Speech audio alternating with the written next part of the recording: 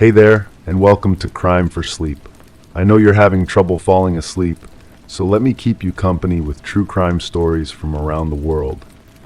Before we dive in, I'm curious, where did you first hear this one? If you enjoy these stories, don't forget to like, comment, and subscribe. Now get comfortable, and let's get into tonight's case. Crime 1, I vacuum that rug every week.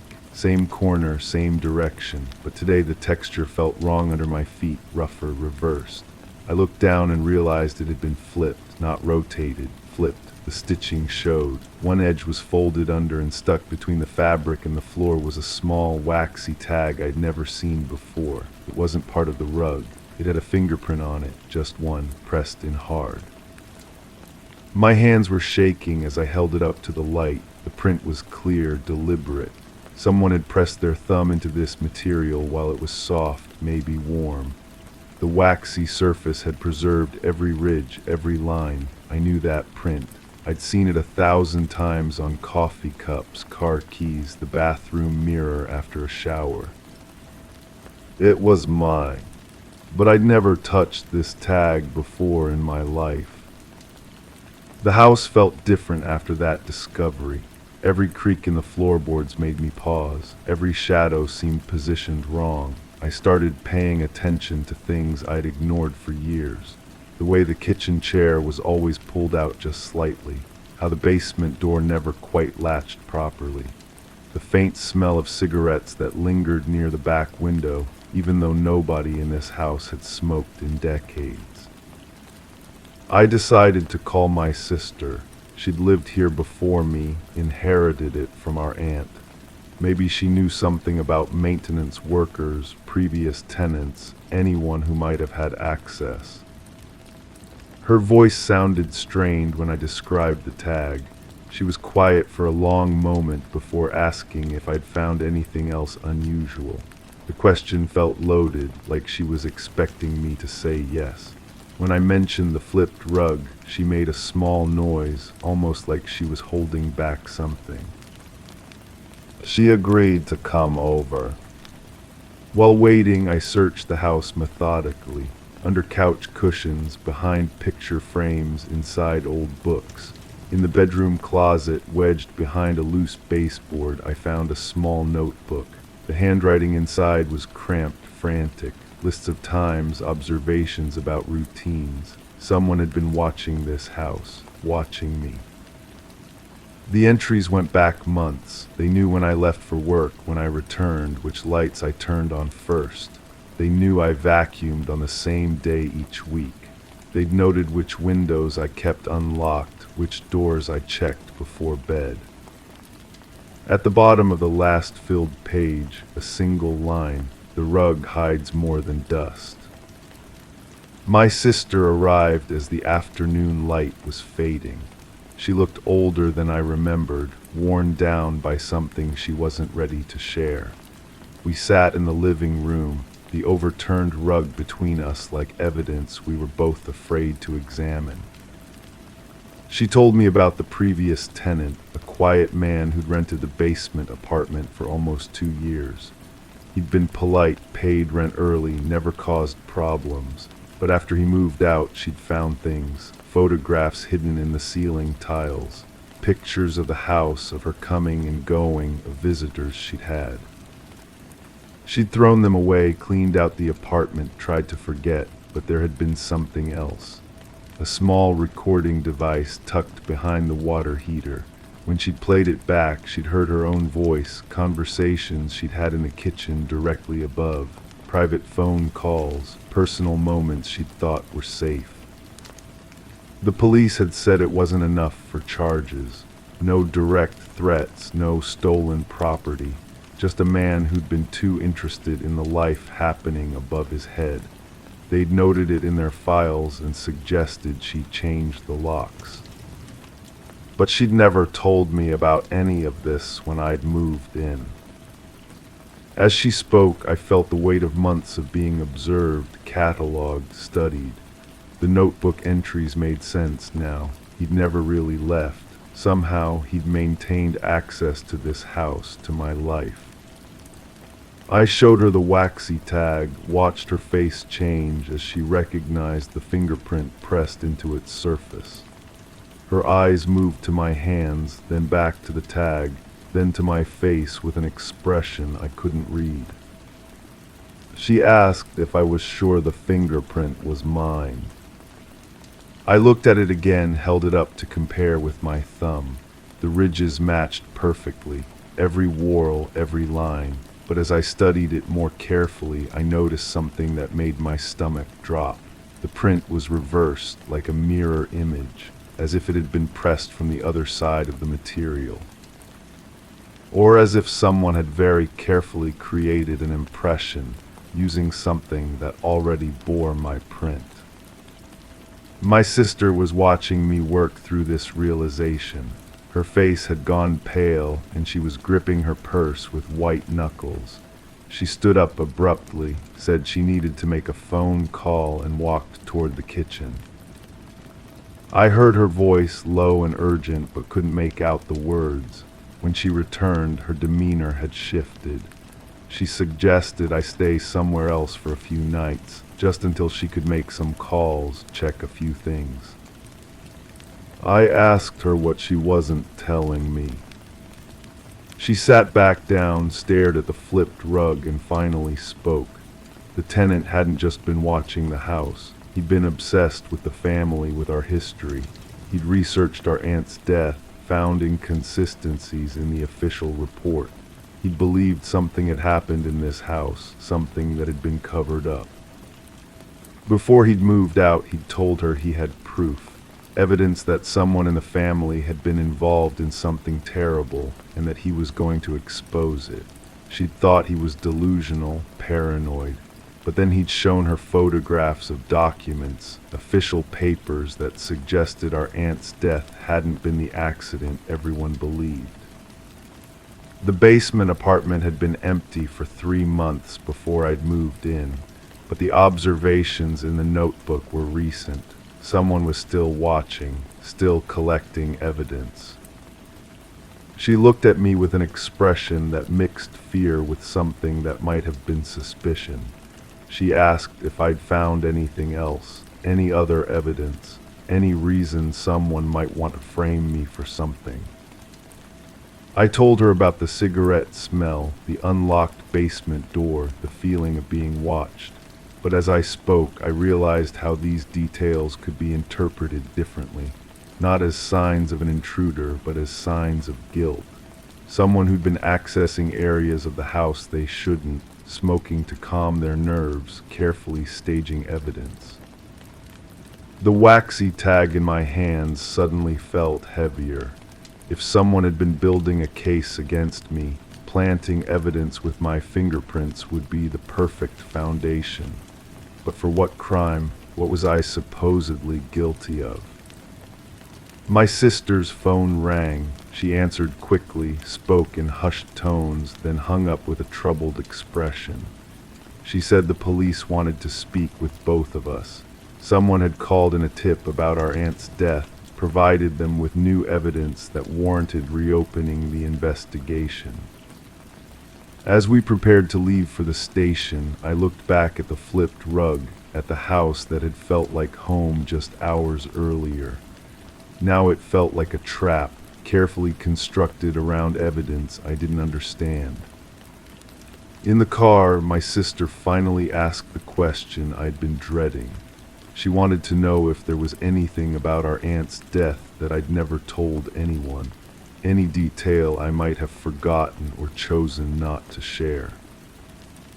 I started to say no, but then I remembered something. A conversation I'd had with our aunt just days before she died.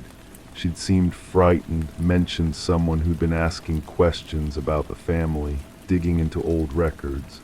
She'd asked me to promise that if anything happened to her, I'd make sure certain documents were destroyed. I dismissed it as paranoia at the time, but I had kept that promise. After her funeral, I'd gone through her papers, found a folder marked with my name, and burned everything inside without reading it. Now, sitting in my sister's car, heading toward questions I wasn't prepared to answer, I wondered what those documents had contained, and whether someone else had copies.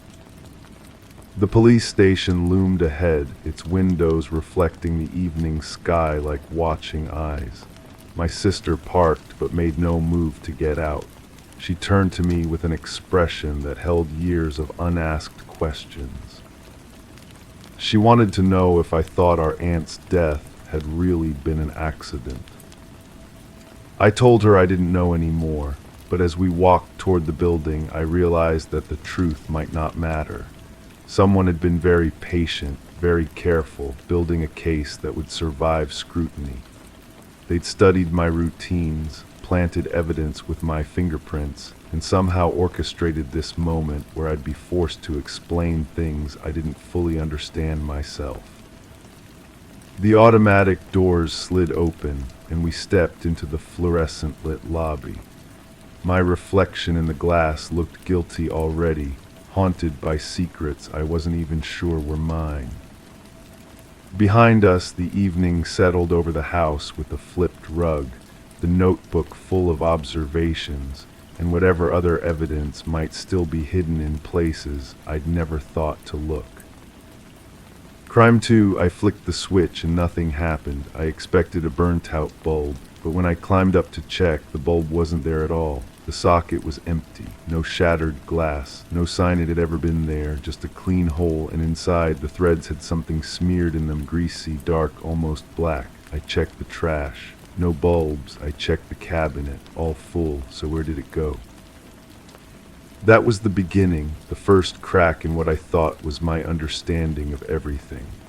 I was house-sitting for my neighbor, an elderly woman who had asked me to keep an eye on things while she visited her daughter. Simple enough. Water the plants, collect the mail, make sure nothing looked wrong. But that missing light bulb wouldn't leave my mind. I found myself returning to that fixture, running my finger along the dark residue in the threads. It had an oily texture, almost like motor grease, but with a metallic smell that made my stomach turn.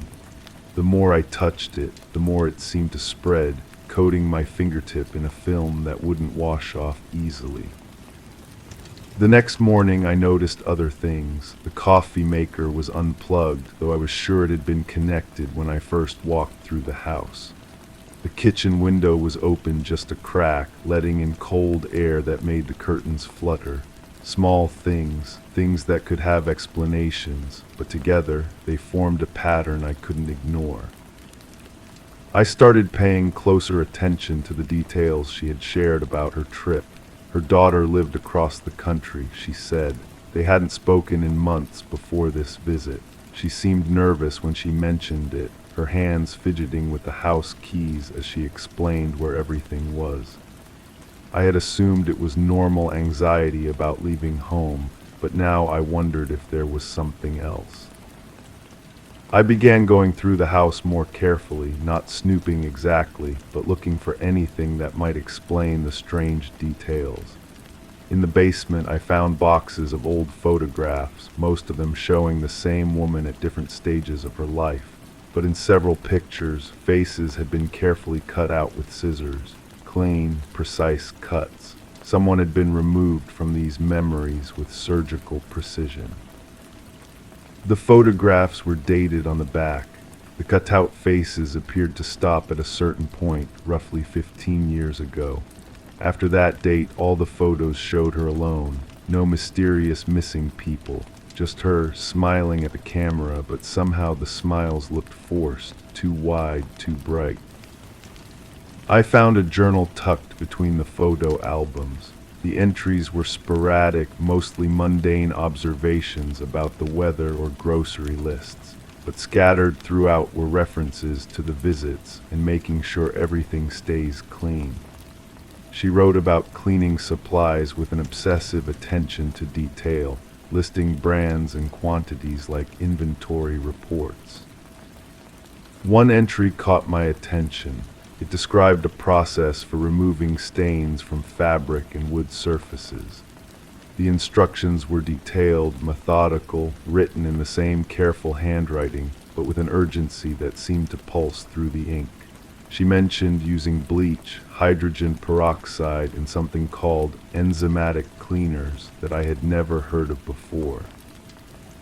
I went back upstairs and looked at the house with new eyes. The floors were spotless, but not just clean. They were pristine in a way that suggested recent, intensive work. The baseboards showed no dust, no scuff marks, no signs of normal wear. Even the corners where dirt typically accumulated were immaculate.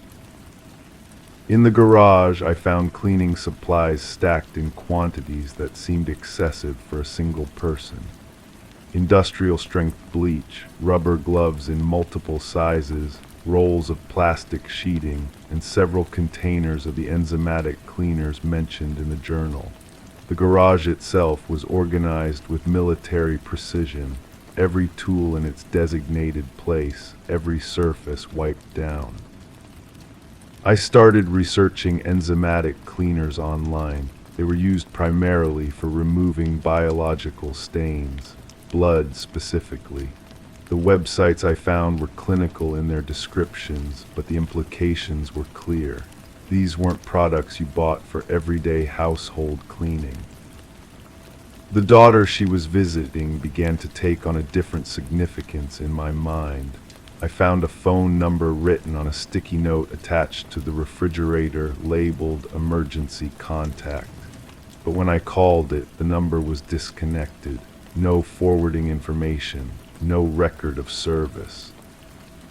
I searched through her mail looking for any correspondence with this mysterious daughter. Bills, advertisements, catalogs, but nothing personal. No letters, no cards, no evidence of family communication.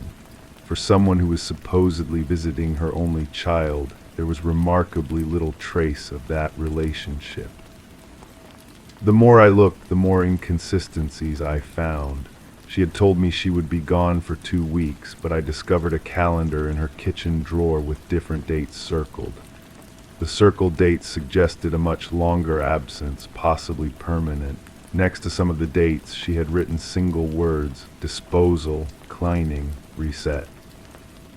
I began to suspect that there was no daughter, no visit, no innocent explanation for any of this. The missing light bulb started to make sense as part of a larger pattern. Someone had been in the house, removing evidence, cleaning up after something that had happened in that room. The greasy residue in the socket could have been from gloves, from hands that had worked quickly to eliminate traces of their presence. I found myself sleeping poorly, jumping at normal house sounds, constantly checking locks and windows. But I couldn't leave, not yet. I needed to understand what had happened here, what role I was playing in this carefully orchestrated disappearance. On the 5th night, I heard a car in the driveway, footsteps on the front porch, a key turning in the lock. She was back, earlier than expected, moving through the house with the quiet confidence of someone who knew exactly where everything was. I listened from upstairs as she moved through each room, checking, confirming that everything was in its proper place. When she called up to thank me for taking care of things, her voice sounded different, lighter, relieved, like a weight had been lifted from her shoulders. She asked if I had noticed anything unusual, if there had been any problems. I told her about the light bulb, watching her face carefully for any reaction. She smiled and said she had removed it herself before leaving, said she was worried about electrical fires while she was away. Her explanation was smooth, practiced, but her eyes never quite met mine. She had anticipated this question. She had prepared for it. I left that night, but I couldn't stop thinking about what I had seen. The methodical cleaning, the missing evidence, the careful elimination of any trace of another person's existence.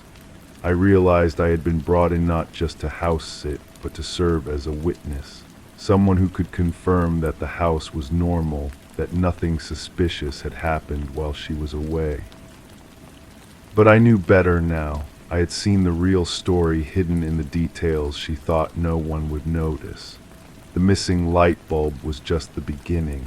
It was the first thread in a carefully woven cover-up, and I had been chosen to help validate her version of events. I never saw her again after that night. The house went up for sale within a month, and she disappeared as completely as whoever had been erased from those photographs. Sometimes I wonder if I should have done something more, said something to someone. But who would believe a story built on missing light bulbs and overly clean floors? The truth is, I became part of her story the moment I agreed to help. And now, just like everyone else who got too close, I find myself wondering if I really saw what I think I saw, or if I'm just another person whose memory has been carefully managed, whose testimony has been shaped to serve a purpose I'll never fully understand. Crime 3, it squeaked when I sat down, louder than usual, like something shifting deep inside. I stood up, reached under the cushions, and felt something firm beneath the lining, not part of the frame. I tore open the seam and reached in.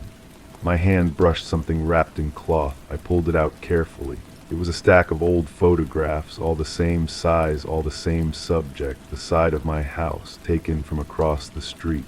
Some of them showed movement in the window. None of it was me.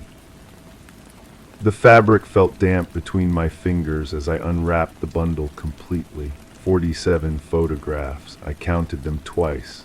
Each one showed the same angle, the same perspective, but taken during different seasons.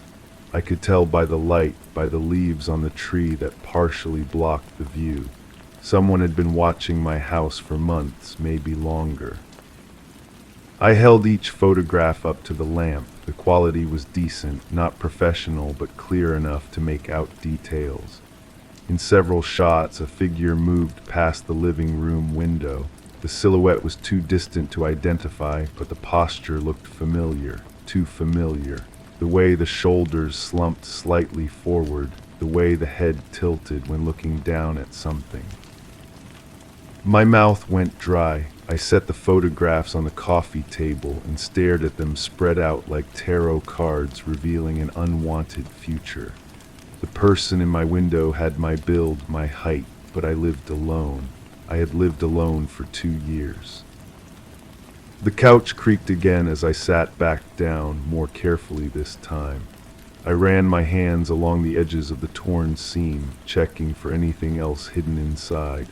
My fingers found something small and hard, a key, brass, old-fashioned, with a distinctive pattern carved into the head. I had never seen it before, but it felt familiar in my palm. I walked to every door in the house, trying the key in each lock. Nothing. Then I remembered the shed out back, the one that came with the property when I bought it. The previous owner had mentioned it was locked, said he had lost the key somewhere. I had never bothered to break it open. The shed door opened with a soft click. Inside, the air smelled of dust and something else, something sweet and cloying that made my stomach turn. I felt along the wall for a light switch, found a bare bulb hanging from the ceiling. When it flickered on, I saw a small table against the far wall. On it sat an old camera, the kind that used actual film. Next to it, rolls of developed film were stacked in neat piles. I picked up one of the rolls and held it up to the light. More images of my house, but these were different, closer. Some were taken from inside my backyard, others from what looked like my neighbor's property. The progression was clear. Whoever had been taking these photographs had been getting bolder, moving closer to my windows over time. Under the camera, I found a notebook. The handwriting was cramped but legible, page after page of observations. Times I left the house, times I came back, what I wore, what I carried. Notes about my routines, my habits, my patterns. The detail was obsessive, frightening in its thoroughness. But what disturbed me most was the tone. The writing wasn't that of a stranger documenting a target. It read like someone trying to remember their own life. Comments like, "I forgot I had that shirt," and "I should clean those windows more often," were scattered throughout the entries. I flipped to the last entry, dated just 3 weeks ago. The handwriting looked different, shakier, more urgent. It read, "The memory gaps are getting worse. I found myself in the yard again this morning with no recollection of going outside. The camera was in my hands. I had taken 12 photographs of the house, my house, but I don't remember taking them. I don't remember buying this camera. I don't remember writing in this notebook." My hands trembled as I turned the page. The final entry was written in what looked like my own handwriting. "I found the photographs today. I don't know how they got inside my couch. I must have put them there, but I can't remember doing it. I can't remember taking them either. The shed key was in my pocket when I woke up this morning. I have been living in this house for 2 years. I have been watching this house for longer than that. I don't know which version of me is real." I dropped the notebook. It hit the dusty floor with a soft thud. The photographs in the house suddenly made sense in a way that made no sense at all. The figure in the window had been me, but I had no memory of being photographed. I had no memory of someone else living in my house. I had no memory of taking these pictures. I walked back to the house in a daze. The photographs were still spread across the coffee table where I had left them. I picked up one of them, the clearest shot of the figure in the window. I held it close to my face, studying every detail of the silhouette. The clothes looked like mine. The posture was definitely mine. But I had no memory of standing in that window during daylight, which was when the photograph had clearly been taken. I went to my bedroom and opened the closet. The shirt the figure was wearing in the photograph hung on a hanger in the back. I pulled it out and held it up. There was a small stain on the left sleeve that I didn't remember making. The fabric smelled faintly of the sweet, cloying odor from the shed. Sleep became impossible. I spent the next several days going through every inch of my house, looking for other signs of this other version of myself. I found more things I couldn't explain. A coffee mug in the kitchen sink that I didn't remember using. Books moved to different shelves. My bed made in a way I had never made it before. I started leaving myself notes, testing my memory. Simple things like I put the milk on the top shelf or I left my keys on the kitchen counter. But when I checked later, the milk would be on the bottom shelf, the keys in my jacket pocket. Either someone else was moving these things or I was moving them and forgetting. The photographs continued to haunt me. I studied them obsessively, looking for clues about when they were taken, trying to match them with my memories of those days. But there were too many gaps, too many blank spaces where my memory should have been. I found myself standing at the window where the figure in the photographs had stood. I tried to recreate the exact posture, the exact angle. It felt natural, comfortable, like I had stood there many times before, but I had no conscious memory of ever standing there during the day. The notebook from the shed became my constant companion. I read it over and over, trying to understand the progression of whoever had written it. The entries started confident, observational, almost scientific, but as they continued, they became more confused, more concerned. The person writing them seemed to be losing their grip on their own identity. I started my own notebook, documenting my discoveries, trying to piece together what had happened to me. But as I wrote, I found myself slipping into the same patterns as the previous entries. The same obsessive detail, the same growing confusion about what was real and what was memory. The couch still squeaks when I sit on it. I have sewn the seam back up, but I can feel that something else is hidden inside. I haven't torn it open again. I'm not sure I want to know what other secrets I have hidden from myself. I'm not sure I want to know which version of my life is the one I'm actually living. Crime 4 I didn't notice until I tried to open the cabinet and the handle slipped. The screw had been backed out. I checked the others, same thing. Doorknobs, drawers, even the pull on the fridge. All of them had been unscrewed just enough to give way under pressure. Nothing stolen, nothing moved, but each one was tampered with quietly, methodically. The only one still tight was the latch on the basement door. I haven't opened it since. The realization settled into my chest like cold water. Someone had been inside my house. Not just inside, they had taken their time. They had moved through each room with patience, touching every handle, turning every screw with deliberate precision. The kind of person who brings their own screwdriver and counts rotations. I called my neighbor first. She had been watching the house while I was away on that business trip. Her voice wavered when I described what I found. She insisted she had checked the house twice, used her key both times, never noticed anything unusual.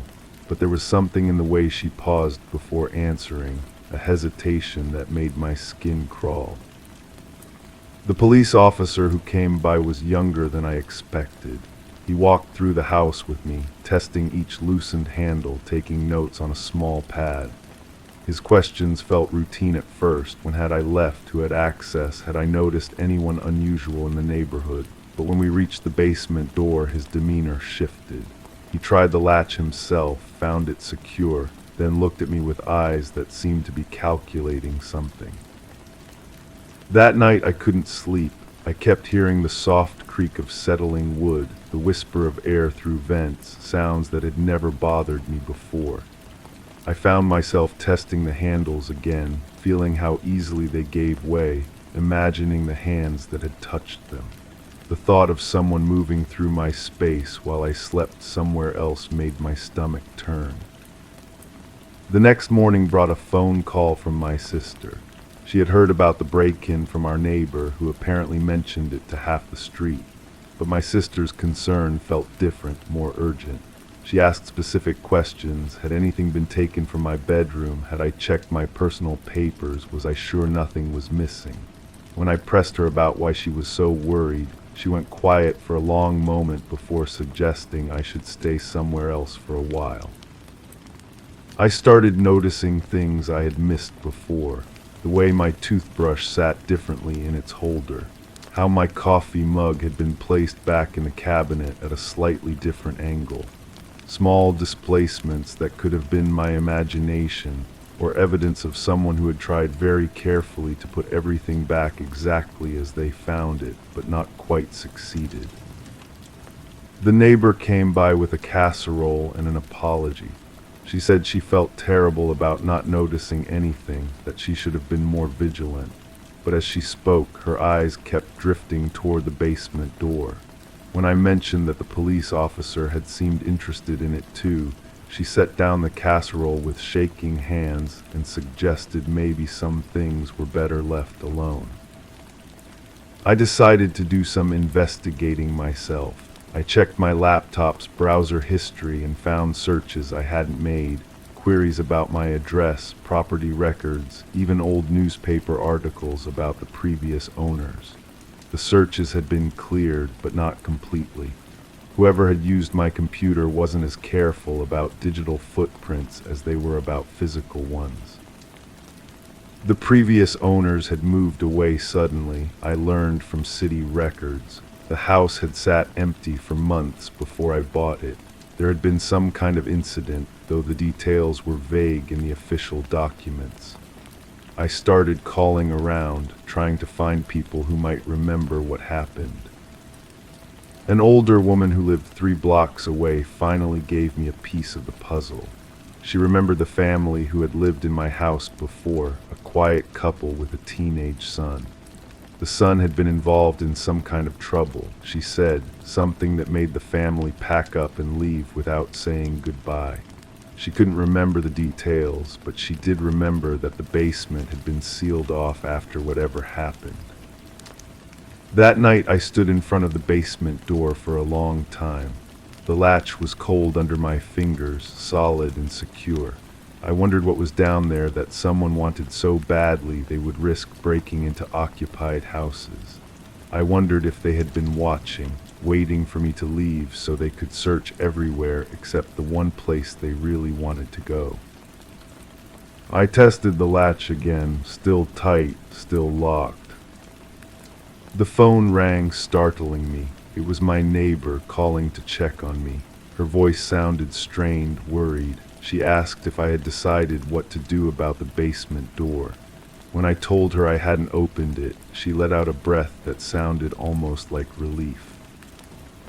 I hung up and realized she had never mentioned the basement door to me before. The house feels different now. Every creak has meaning. Every shadow holds possibility. I find myself checking the handles compulsively, making sure they stay loose, making sure I can tell if someone has been here again. But the basement door remains untouched, its latch firm and secure, holding back whatever truth someone was so desperate to hide. Sometimes I catch myself standing at the top of the basement stairs, key in hand, wondering if I really want to know what's down there. Wondering if some secrets are meant to stay buried. Wondering if the person who loosened all those handles was trying to tell me something, or warning me away from something else entirely.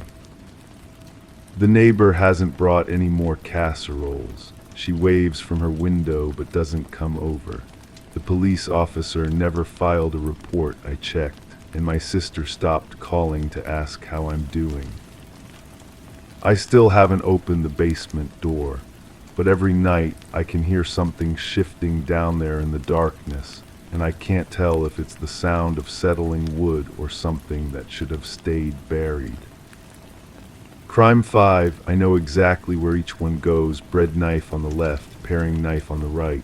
But when I went to grab one for lunch, they were out of order, not just moved, cleaned, wiped spotless like they'd never been used, except for one.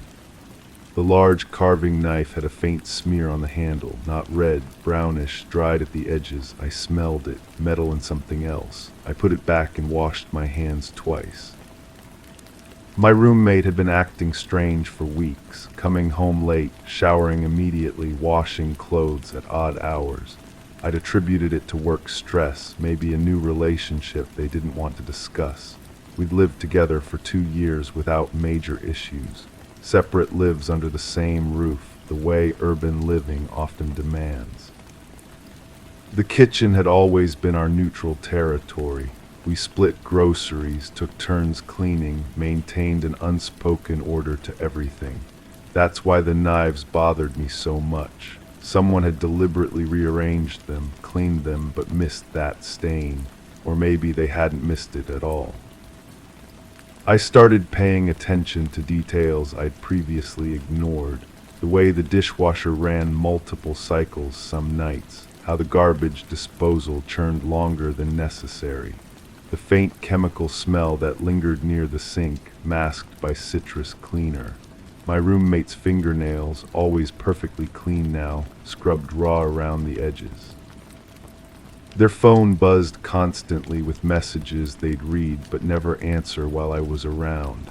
When I asked about their day, responses became shorter, more mechanical. Fine, busy, you know how it is. But I didn't know how it was. I'd never known them to be secretive before. The breakthrough came when I found the receipt. It had fallen from their jacket pocket onto the floor near the front door. Hardware store purchase, plastic sheeting, bleach, rubber gloves, drain cleaner. The date was from 3 weeks ago, around the time the strange behavior started. I photographed it before putting it back exactly where I'd found it. That evening I pretended to go to bed early but stayed awake listening. Footsteps in the kitchen, the sound of something heavy being moved across the floor, water running for a long time, then silence. When I checked the next morning, the kitchen was immaculate, too clean, the kind of clean that makes you suspicious rather than grateful. I began documenting everything. The times they left and returned, the unusual purchases I noticed, the way they'd jump when I entered a room unexpectedly, how they'd started wearing long sleeves even during warm weather, small scratches on their arms that they claimed came from gardening, though we had no garden.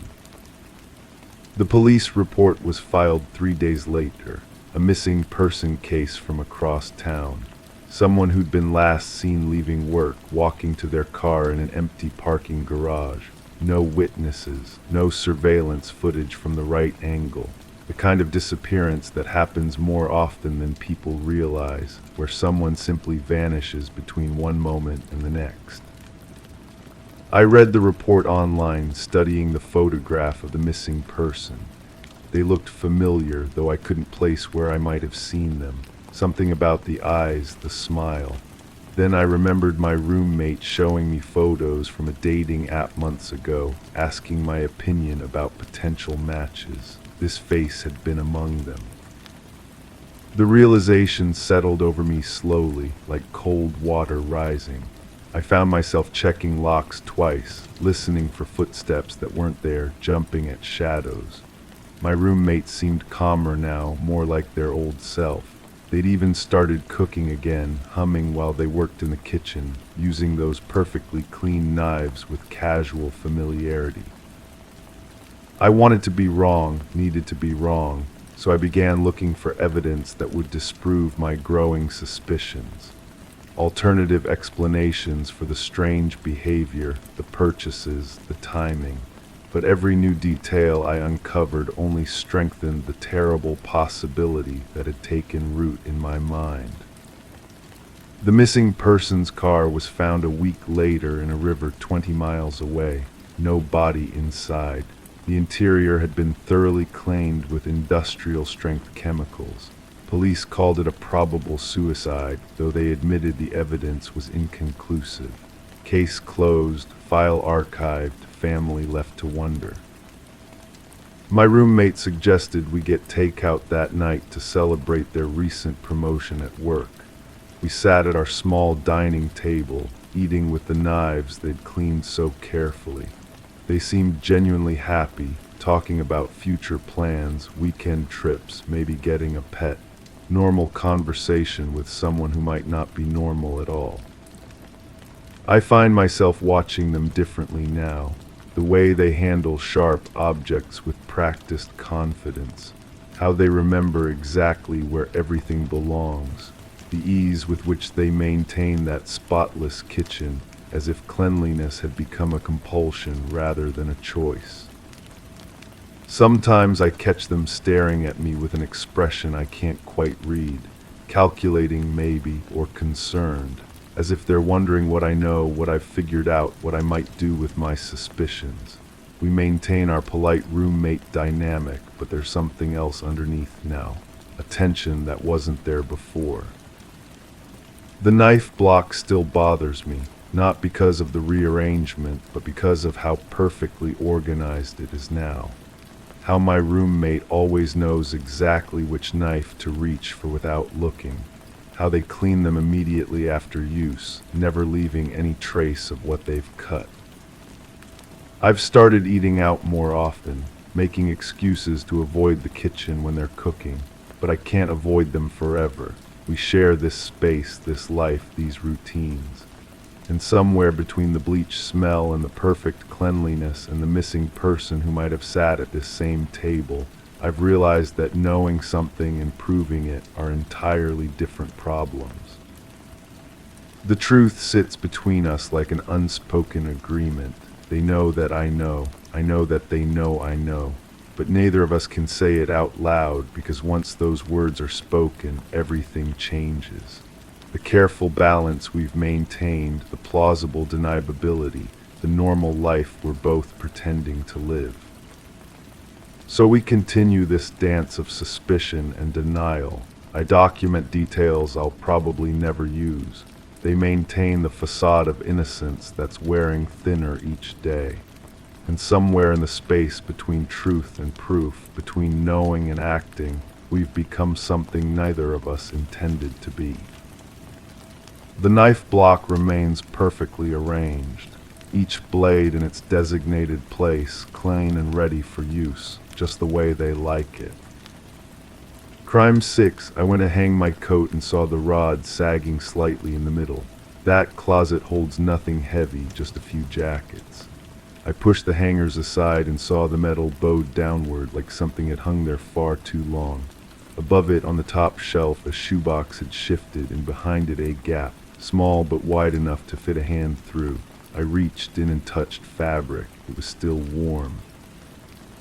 The fabric felt like cotton, soft and recently worn. My fingers traced along what seemed to be a sleeve, then a collar. I pulled it forward and found myself holding a shirt I'd never seen before. Light blue, size medium, with a small tear near the left shoulder. The smell hit me then, not unpleasant, but unfamiliar. A cologne I didn't recognize mixed with something else, something metallic. I set the shirt on my bed and went back to the closet. The gap behind the shoebox was deeper than I'd thought. My hand found more items, a leather wallet, empty except for a single business card with no name, just a phone number written in blue ink. Below that, a small recording device, the kind journalists use. The red light blinked once when I touched it. The device was still recording. I pressed stop and rewound to the beginning. Static filled my bedroom, then a voice I almost recognized. A woman speaking quietly as if she didn't want to be heard. She was reading numbers, coordinates maybe, or measurements. Her voice had a tremor to it, like she was cold or frightened. Then another voice, deeper, interrupting her. Male. He asked her to repeat something, but the words were muffled. I played it again. This time I caught fragments. The woman mentioned a basement, then something about boxes. The man's voice got clearer toward the end. He said a name I couldn't quite make out, followed by what sounded like an address. But the recording cut off before I could be sure. The business card felt heavy in my palm. The paper was expensive, thick stock, but yellowed at the edges. I dialed the number. It rang twice before connecting to a voicemail with no greeting, just a beep. I hung up without leaving a message. That afternoon, I found myself walking through the building, looking at doors I'd passed countless times before. The elevator made different sounds than I remembered. On the 4th floor, I noticed scuff marks on the carpet near the emergency exit, fresh ones. The door itself was slightly ajar, which wasn't normal. Building policy required all emergency exits to remain closed and locked from the inside. I pushed it open and found myself in a stairwell I'd never used. The air was colder here, and there was that same metallic smell from the shirt. Taped to the wall, about shoulder height, was a small piece of paper with a phone number written in the same blue ink as the business card, but this number was different. When I got back to my apartment, I called the second number. This time, someone answered. "You found it." The voice was the same woman from the recording, but now she sounded tired, defeated. I wondered when someone would. I asked her who she was, what the recording meant, why these things were hidden in my closet. She was quiet for a long moment. Then she told me to meet her at the coffee shop on the ground floor. She'd be wearing a red scarf. She wasn't what I expected, middle-aged, with careful eyes that seemed to catalog everything around her. Her hands shook slightly as she stirred her coffee, though the cup was still full when she set it down. "He lived in your place before you," she said without introduction. "My brother. He recorded everything toward the end, said people were following him, watching his building. I thought it was paranoia, but then he disappeared." She pulled out a manila folder filled with photographs. The first few showed my apartment, but with different furniture, different life. A man's life. In one photo, he was standing exactly where I'd found the hidden items, pointing at something behind the camera. His expression was serious, almost urgent. "The recording you found isn't the only one," she continued. "He hid dozens of them throughout the building, some in vents, others taped under staircases. He was documenting something, but I never understood what." The photographs showed other locations in the building. The emergency stairwell where I'd found the paper, the basement laundry room, even the mailbox area. In each photo, her brother had marked small X's on walls or fixtures, like he was mapping something. "After he vanished, I kept getting calls from his number," she said. "Just breathing, sometimes whispers. The police said the phone was probably stolen, but the calls kept coming from places he'd photographed, like someone was following his trail. I asked why she hadn't searched my apartment herself, why she'd left everything hidden. She looked at her untouched coffee and said she'd tried multiple times, but each time she got close to the building, she'd see someone watching from the windows, someone who shouldn't have been there. That evening, I played the recording again. This time I focused on the background sounds. There was a rhythm to them, like machinery or ventilation. I realized I'd heard that same sound before in the basement near the storage units. The building's old heating system cycled with exactly that pattern. I went downstairs with a flashlight. The basement was darker than I remembered, and several of the overhead bulbs had burned out. The storage units were arranged in rows, each one secured with identical padlocks, except one. Unit 47 stood slightly open, its lock nowhere to be seen.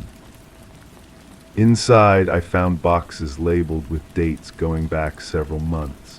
Each box contained photographs, documents, and small recording devices. The photographs showed people entering and leaving the building, but always focused on one particular individual. A man in a gray coat who appeared in dozens of shots, always carrying the same briefcase, always looking over his shoulder. The documents were more disturbing. Lease agreements for apartments that didn't exist, maintenance reports for repairs that were never made, invoices for security services the building management had never authorized. Everything was signed with different names, but the handwriting was identical. At the bottom of the last box, I found a tape recorder with a note attached. If you're reading this, then I'm probably gone. The man in the gray coat isn't who he claims to be. Check the lease agreements for Unit 23. That apartment was supposed to be empty. Unit 23 was directly above mine. I climbed the stairs slowly, listening for any sound from above. The hallway was silent, but when I pressed my ear to the door of Unit 23, I could hear something. Not voices, but movement. Careful, deliberate movement, like someone trying not to be heard. The next morning, I called the building manager. I asked about Unit 23, whether it was currently occupied. She checked her records and confirmed it had been vacant for over a year. No lease, no tenant, no authorized access. But when I mentioned hearing sounds from above, she got quiet. There have been complaints, she finally admitted. Other tenants reporting footsteps, doors closing. We've investigated multiple times, but the unit is always empty when we check. She agreed to meet me that afternoon with a master key. When we opened the door to Unit 23, we found it wasn't empty at all. It was furnished like an office, with filing cabinets, multiple phones, and a wall covered in photographs. Not random photographs, specific ones. Pictures of every tenant in the building, including several of me entering and leaving my apartment. The building manager stared at the wall in silence. Then she pointed to a desk where multiple lease agreements were spread out. All of them were for my apartment, but with different names and dates. Some showed lease terms that hadn't expired yet. Others were dated months into the future. "I didn't sign these," she whispered, "but that's my signature." In the desk drawer, we found a key to my apartment and copies of keys to every unit in the building. There were also detailed floor plans with notations about each tenant's schedule, their work patterns, when they were most likely to be home or away. The woman in the red scarf was right. Her brother had been documenting something, but he'd discovered more than just suspicious behavior. He'd found evidence of someone systematically infiltrating the building, creating false identities, forging documents, and monitoring every resident. We called the police, but by the time they arrived, someone had cleaned out Unit 23. The photographs were gone, the files removed, even the furniture had been taken. Only the wall remained, covered with small holes where dozens of pushpins had been removed. The detective assigned to the case was thorough but skeptical. Without the physical evidence, there was little to investigate. The building manager's signature on the fake leases could have been forged, but proving it would require handwriting analysis and document examination that might take months. Meanwhile, I was left with questions that kept multiplying. Who was the man in the gray coat and where had he gone? How long had he been operating from Unit 23? Most importantly, what had he wanted with the building's residents? I kept the recording device and played it obsessively, trying to decode every whisper and background sound. Sometimes I thought I heard my own voice in the static, as if conversations from my apartment had somehow been captured, but that was impossible. The device had been hidden in my closet, not set up for surveillance. The sister stopped calling after the police visit. When I tried reaching her, the number was disconnected.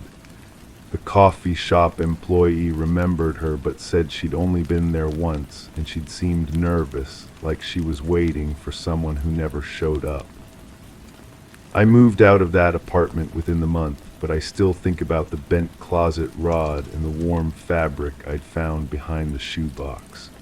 Someone had been in my home, using my space, hiding their traces in places I'd never think to look. The most unsettling part wasn't what I'd discovered, it was wondering what I'd never found. Crime 7, it was barely noticeable, a sliver of daylight under the frame. I tugged the chain and heard the rattle of the mechanism trying to resist. It had been disengaged. I knelt and looked underneath. There were scrape marks on the concrete, like something heavy had been pulled out or in. I opened it fully. Everything inside looked untouched, but the air smelled faintly of fuel, and something was missing from the tool bench. I just can't tell what. The house had been empty for weeks. The neighbor called me after seeing my truck in the driveway. She thought someone was breaking in. I explained I was handling the estate, that the family had asked me to check on things while they sorted through the legal mess. She nodded, but her eyes lingered on my hands as I fumbled with the keys. They were shaking slightly. I told myself it was the cold. Inside, dust particles danced in the afternoon light streaming through unwashed windows. The living room felt frozen in time. Magazines still fanned across the coffee table, a coffee cup with a brown ring staining the bottom.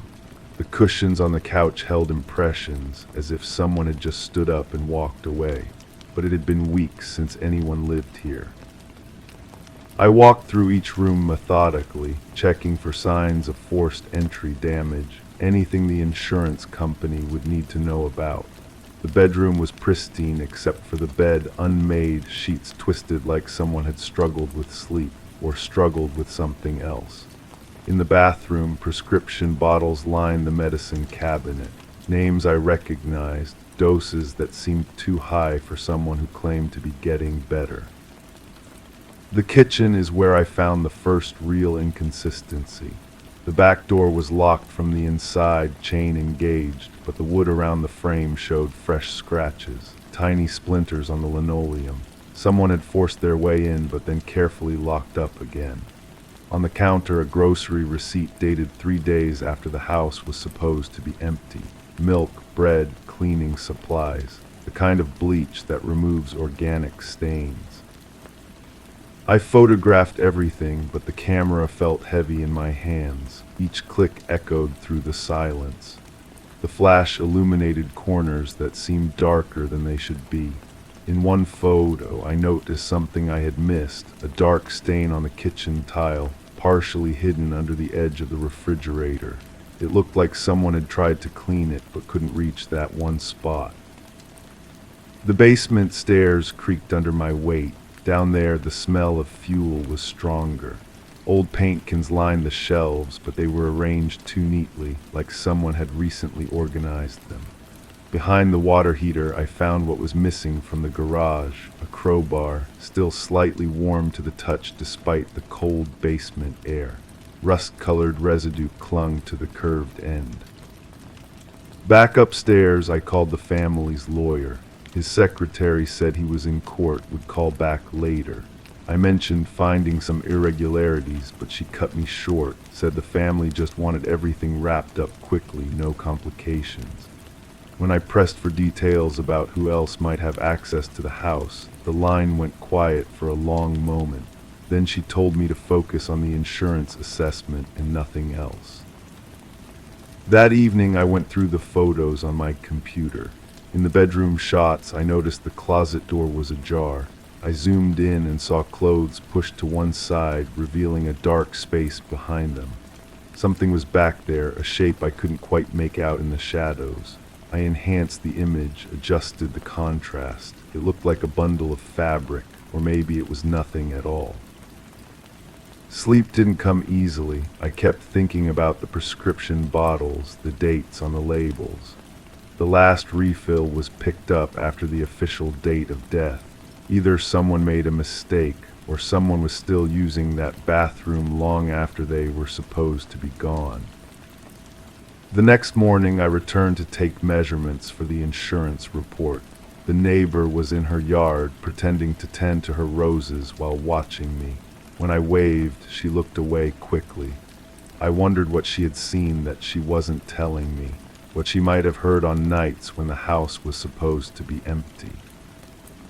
Inside, the atmosphere felt different, heavier. The coffee cup in the living room had been moved just slightly, but enough to notice. The ring stain was in a different position relative to the magazines. Someone had been here since yesterday, someone with their own key. In the closet, I pushed aside the hanging clothes and found what I had seen in the photograph. Not fabric, plastic sheeting, folded and stacked with military precision.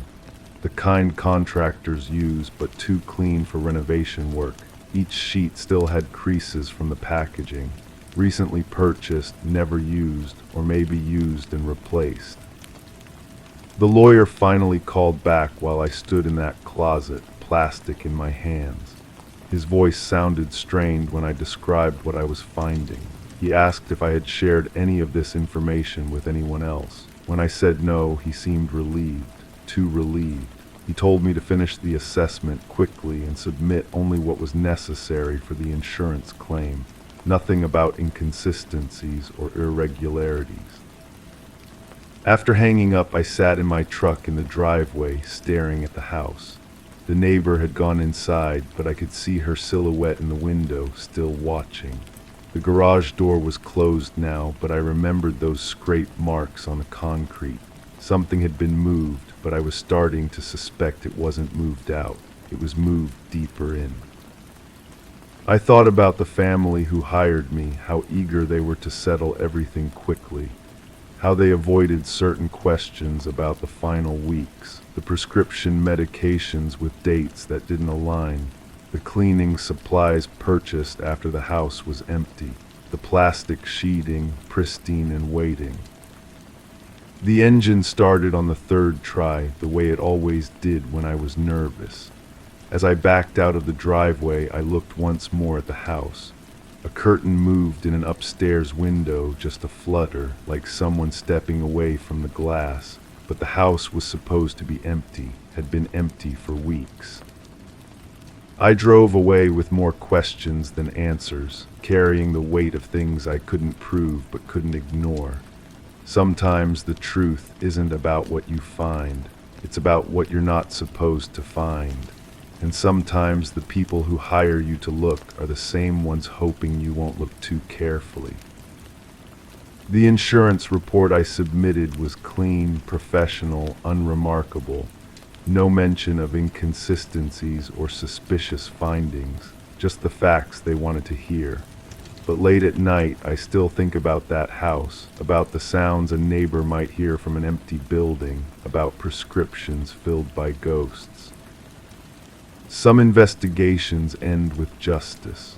Others end with checks in the mail and doors that lock behind you, sealing away truths that certain people prefer to keep buried.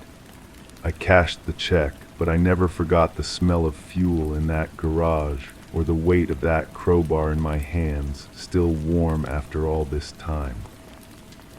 Crime 8, I was looking for tape in the junk drawer when I noticed I could see the floor beneath it. The bottom panel was missing. It didn't fall, it had been removed cleanly and set aside inside the cabinet. Under the drawer was a bundle wrapped in plastic, stuffed into the empty space. I pulled it out. Inside were cutouts from newspapers, headlines blacked out with marker, and at the center of the bundle was a photo of my front door. The photo was taken from across the street. My car was in the driveway, the same position I parked it every day after work. The angle suggested someone had been watching for a while, waiting for the right moment when the lighting would show every detail of my porch, my house number, the pattern of my curtains. I turned the photo over. Nothing. No date, no writing, just the sticky residue where it had been attached to something else. I spread the newspaper clippings across my kitchen table. Most were from the local paper, but some came from publications I didn't recognize. The headlines were completely obscured by thick black marker strokes, methodical and deliberate. Only fragments of text remained visible beneath the ink. Words like investigation, missing, and family emerged from the darkness. One clipping showed a woman's face, her smile frozen in what looked like a school portrait or work photo. The caption was blacked out too, but her eyes seemed familiar in a way that made my chest tighten. I had lived in this house for 3 years. The previous owner, an elderly woman, had moved to assisted living. Her family handled the sale. I never met her, never learned her name. The realtor mentioned she had lived here for decades, that she was reluctant to leave but couldn't manage the stairs anymore. The house came furnished with basics, kitchen table, some chairs, the bedroom dresser where I found the bundle. I assumed the junk drawer contents were mine, accumulated over time. Now I wasn't sure what belonged to whom. The plastic wrapping smelled like basement air and old paper. I examined it under the kitchen light. It wasn't a garbage bag, too thick, too deliberate, more like the kind of protective covering someone uses for important documents. The corners were folded with precision, sealed with tape that had yellowed but held firm. This wasn't hastily hidden. Someone had taken time to preserve these items to keep them safe and accessible. I called the realtor who sold me the house. Her voice was professional but distant. She remembered the sale but couldn't provide details about the previous owner without permission.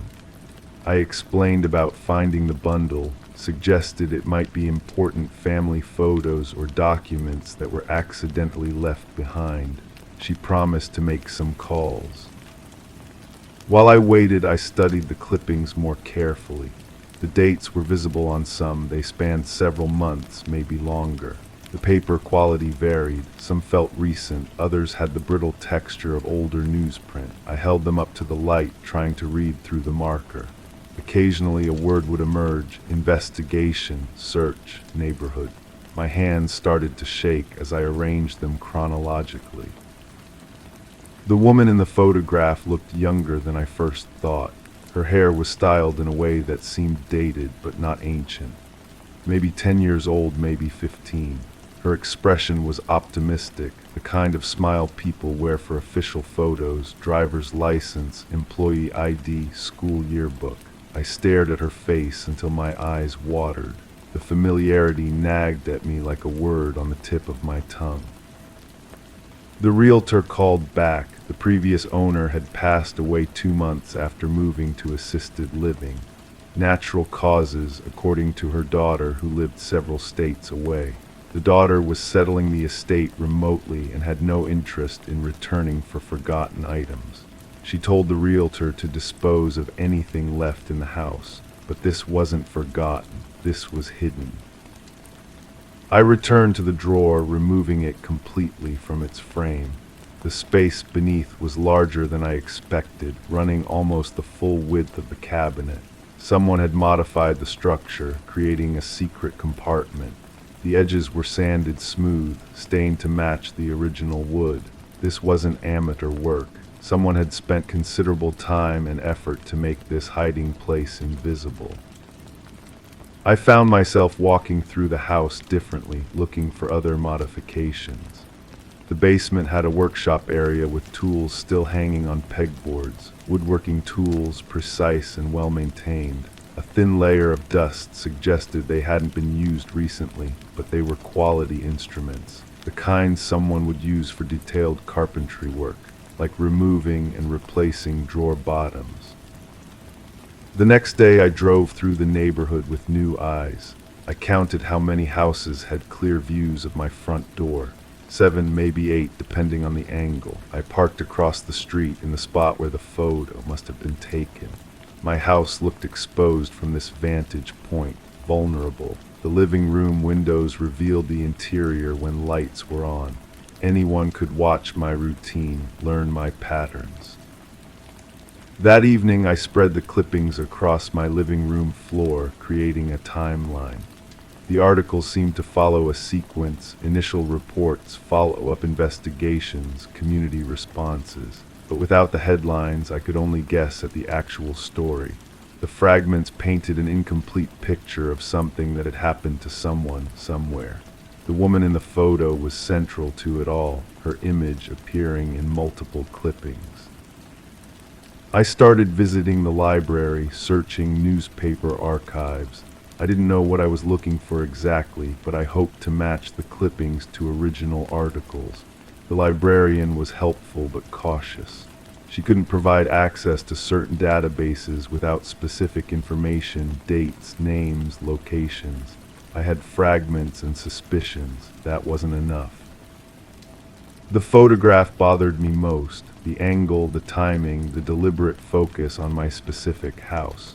Someone had stood on the street, possibly for extended periods, watching and waiting. The previous owner had kept this photo, along with the mysterious clippings, in a carefully constructed hiding place. The connection felt personal, urgent, like a message I wasn't smart enough to decode. I began noticing things I had missed before: scratches on the front door that didn't match normal wear patterns, a section of the fence that had been repaired with slightly different materials, the mailbox positioned at an odd angle as if it had been moved and replaced, small details that individually meant nothing but together suggested a history I didn't understand. The woman's face haunted my dreams. I would wake up convinced I had seen her before, maybe in the neighborhood, maybe in passing. But the memory would dissolve before I could grasp it. During the day, I found myself studying the faces of strangers, looking for resemblances, connections, anything that would make the pieces fit together. I returned to the drawer obsessively, measuring the dimensions, checking for additional compartments. I found nothing else, but the emptiness felt significant, like something else had been removed recently by someone who knew exactly what they were looking for. The bundle I found might have been what remained after the important items were taken. The realtor stopped returning my calls. The daughter who inherited the house couldn't be reached through the contact information I had. I was alone with my questions and a growing certainty that I was living in the center of someone else's unfinished story. The previous owner had been watching, collecting, preserving evidence of something that mattered enough to hide, but not enough to resolve. I still have the photo, I still have the clippings. Sometimes I catch myself standing at the front window, wondering if someone is watching from across the street. Wondering if the cycle is continuing, if my face will someday appear in a carefully hidden bundle, evidence of something I don't yet understand. The drawer has a new bottom now, but it doesn't feel like closure. It feels like I'm participating in something larger, something that began before I arrived and will continue after I leave. The woman in the photograph is still smiling, still looking directly at the camera with that optimistic expression. But now I wonder if she knew she was being watched, if she suspected her image would become part of someone else's collection. if she ever found her own mysterious bundle and tried to piece together the fragments of a story that was never meant to be complete. Crime 9, I was brushing lint off my shirt when I caught it, a shape behind me. Quick, just at the edge of the frame, I turned, nothing. I checked the mirror again, still nothing. But on the glass near the corner were 3 smudges, fingerprints, small, angled downward like someone had leaned in from behind me and pressed their hand flat. I wiped the mirror. The smudges came off. I left the room. When I came back later, they were back, and there were 4. That's when I started paying attention to things I'd dismissed before. The way my neighbor's curtains twitched when I pulled into my driveway. The fact that my spare key had moved from under the 3rd planter to under the 2nd. The sound of footsteps above me when I lived on the top floor. I began documenting everything. Photographs of the mirror, measurements of the fingerprints, logs of when they appeared. The prints were consistent, always the same size, always the same angle. Too small for my hands, too deliberate to be accidental. I dusted them for clarity and found ridge patterns that didn't match anyone I knew, but they matched something else. The police report I'd filed months earlier about the break-in that never happened. The one where nothing was stolen, nothing was damaged, but something felt wrong. The detective had been polite but dismissive. No forced entry, no missing items, no evidence of disturbance. Just my word that someone had been inside while I was away. I'd found a single hair on my pillow that wasn't mine, dark, curly, shorter than my own. The detective had bagged it, labeled it, and I never heard about it again. I called the station. The detective had transferred to another department. The case file was archived. The evidence had been destroyed after the standard retention period. But I remembered that hair, and I remembered the way it felt between my fingers, coarse, recently washed, with a faint smell of vanilla shampoo. The same smell I'd been catching in my apartment lately, subtle, just a trace when I walked through certain rooms. The bathroom mirror wasn't the only place I found prints. They were on my refrigerator handle, my bedroom window, the inside of my medicine cabinet. Always small, always careful, always in places where someone would have to be looking for something specific. I installed a camera. The footage showed nothing during the day, but at night there were gaps. Moments where the timestamp jumped forward by minutes, sometimes hours. Someone was editing the feed or the camera was malfunctioning. I bought a second camera, then a third. The same gaps appeared, always synchronized, always clean. My landlord mentioned that the previous tenant had complained about similar issues. Strange sounds, missing items, the feeling of being watched. She'd moved out suddenly, leaving most of her furniture behind. The landlord had assumed she'd been unstable, paranoid, but he'd kept her forwarding address, and when I called, she answered on the first ring. Her voice was steady, controlled. She'd been waiting for someone to call. She'd experienced everything I was describing and more. The fingerprints, the smells, the gaps in security footage, but she'd also seen the person. A woman, average height, dark hair, always wearing clothes that looked like they belonged to someone else. She'd been living in the walls. Not metaphorically. The building was old, with spaces between the units that someone small and determined could navigate. The woman had been there for years, moving between apartments, taking small items, leaving traces, watching residents through holes she'd carefully drilled in strategic locations. The previous tenant had found the holes behind picture frames, inside closets, near ceiling fixtures. I started looking. Behind my bathroom mirror, I found a hole the size of a quarter, covered with a piece of tape that blended with the wall. Behind my bedroom dresser, another hole. In my kitchen, near the window, a third. Each one offered a perfect view of the rooms where I spent most of my time. The edges were smooth, professional, like they'd been made with proper tools over an extended period. I confronted my landlord. He'd known about the previous tenant's complaints, but had dismissed them as delusions. He'd never investigated, never checked the walls, never considered that someone might actually be living in the spaces between units.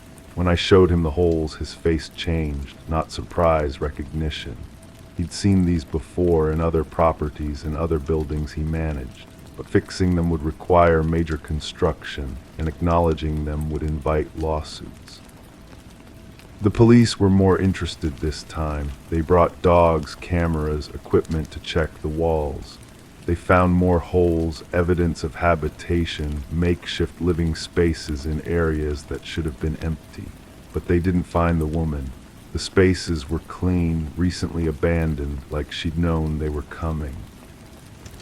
I moved out within the week. New apartment, new building, new locks.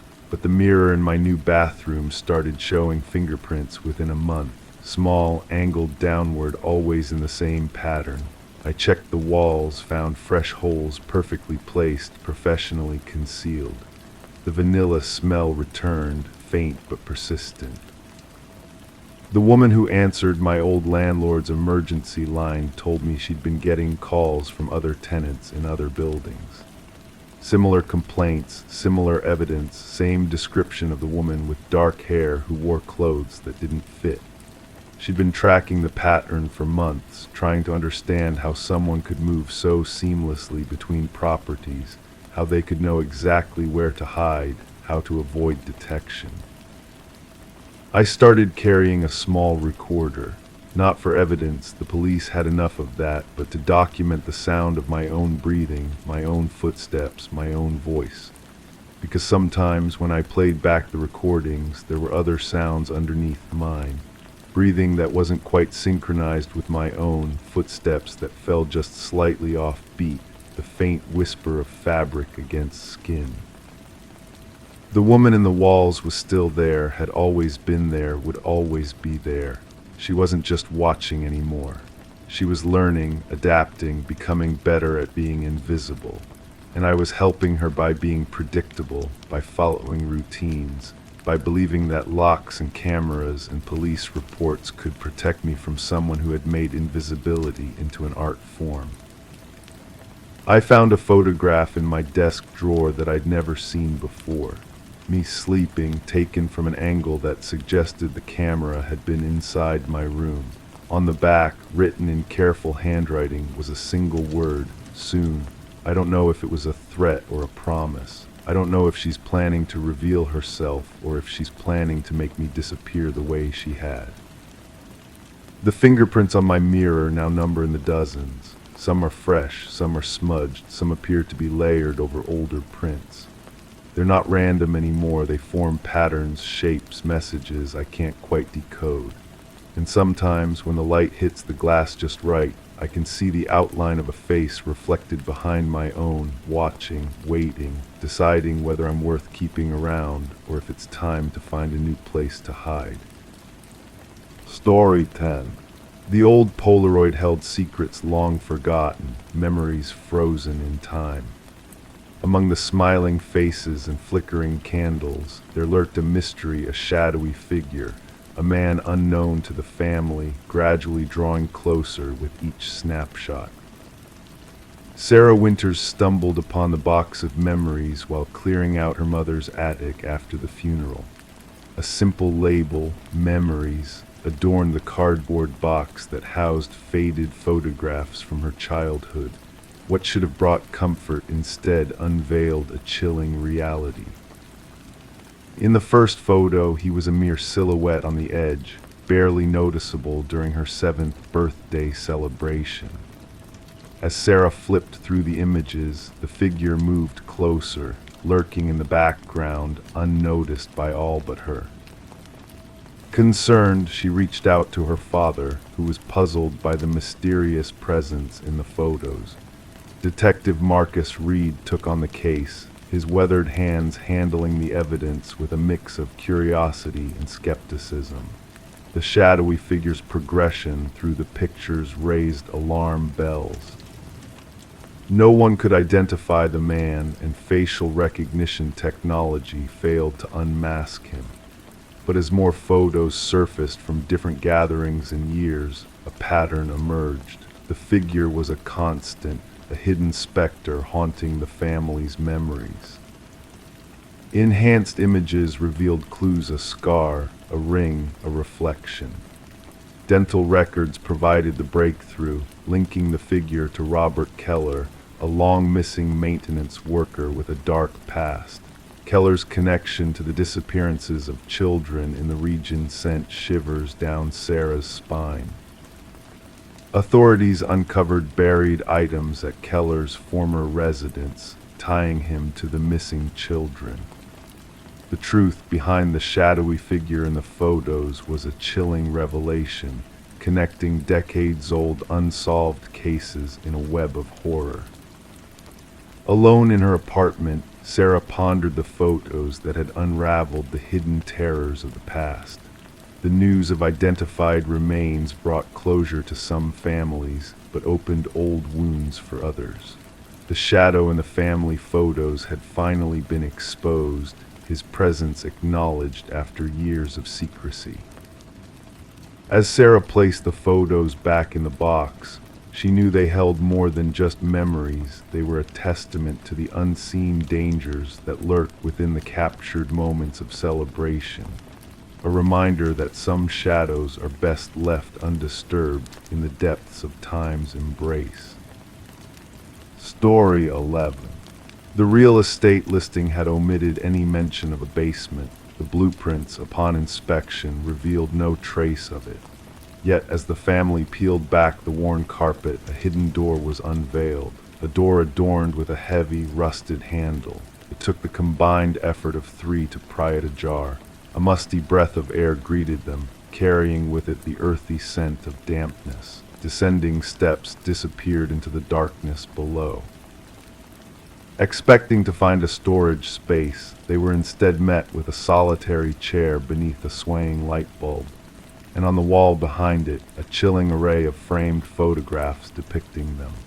The Mercer family had settled into the suburban dwelling amidst winter's early darkness, where the skeletal trees of the neighborhood stood stark against the cold sky. The aged, two-story home with its weathered exterior and creaking floors had appealed to them for its perceived character and history. Little did they suspect the depth of history contained within its walls and how tumultuously it would intertwine with their present. Detective Sarah Connors arrived at the property alongside her partner, finding the crime scene unit already at work, cordoning off the area with fluttering yellow tape. The distress call had originated from Mrs. Mercer, her voice quivering as she recounted the unsettling discovery beneath their living room floor. "We must document everything before further exploration," Connors directed, methodically donning latex gloves. The camera's flashes punctuated the darkness of the stairwell as the forensic team documented the scene. The wooden stairs groaned beneath their weight. The basement, small in size akin to a standard bedroom, featured concrete walls painted a somber gray. Centered in the space was a solitary chair, firmly affixed to the floor. Above it, the bare bulb cast sharp shadows, its glow swaying gently in an imperceptible current. However, it was the line of photographs that demanded attention, 37 images meticulously arranged in a chronological sequence. "These date back nearly 4 weeks, noted Connor's partner, scrutinizing the timestamps inscribed on the reverse of the prints. "Look at this one: Mrs. Mercer asleep on the couch, Mr. Mercer at the kitchen table, the children in their rooms." Despite an exhaustive investigation, no evidence of forced entry emerged: no shattered windows, no tampered locks. The security system had remained dormant. Nothing was stolen, only privacy and the sense of security stripped away.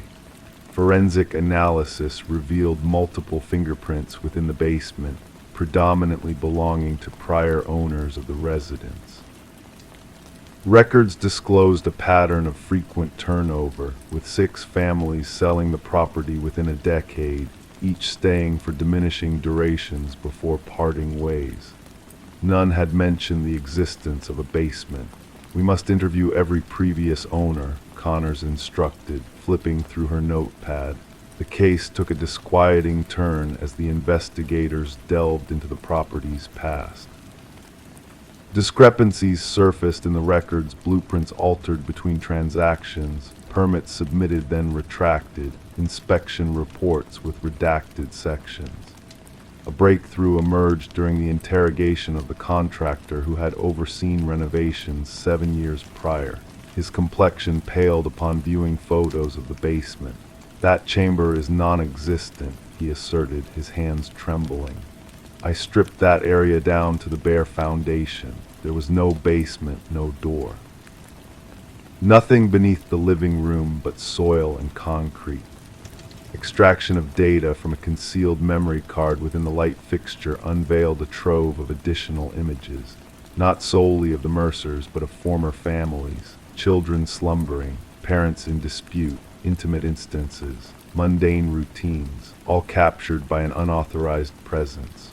The investigation took a darker turn upon the recovery of audio files from a weatherproof box clandestinely buried in the basement's corner.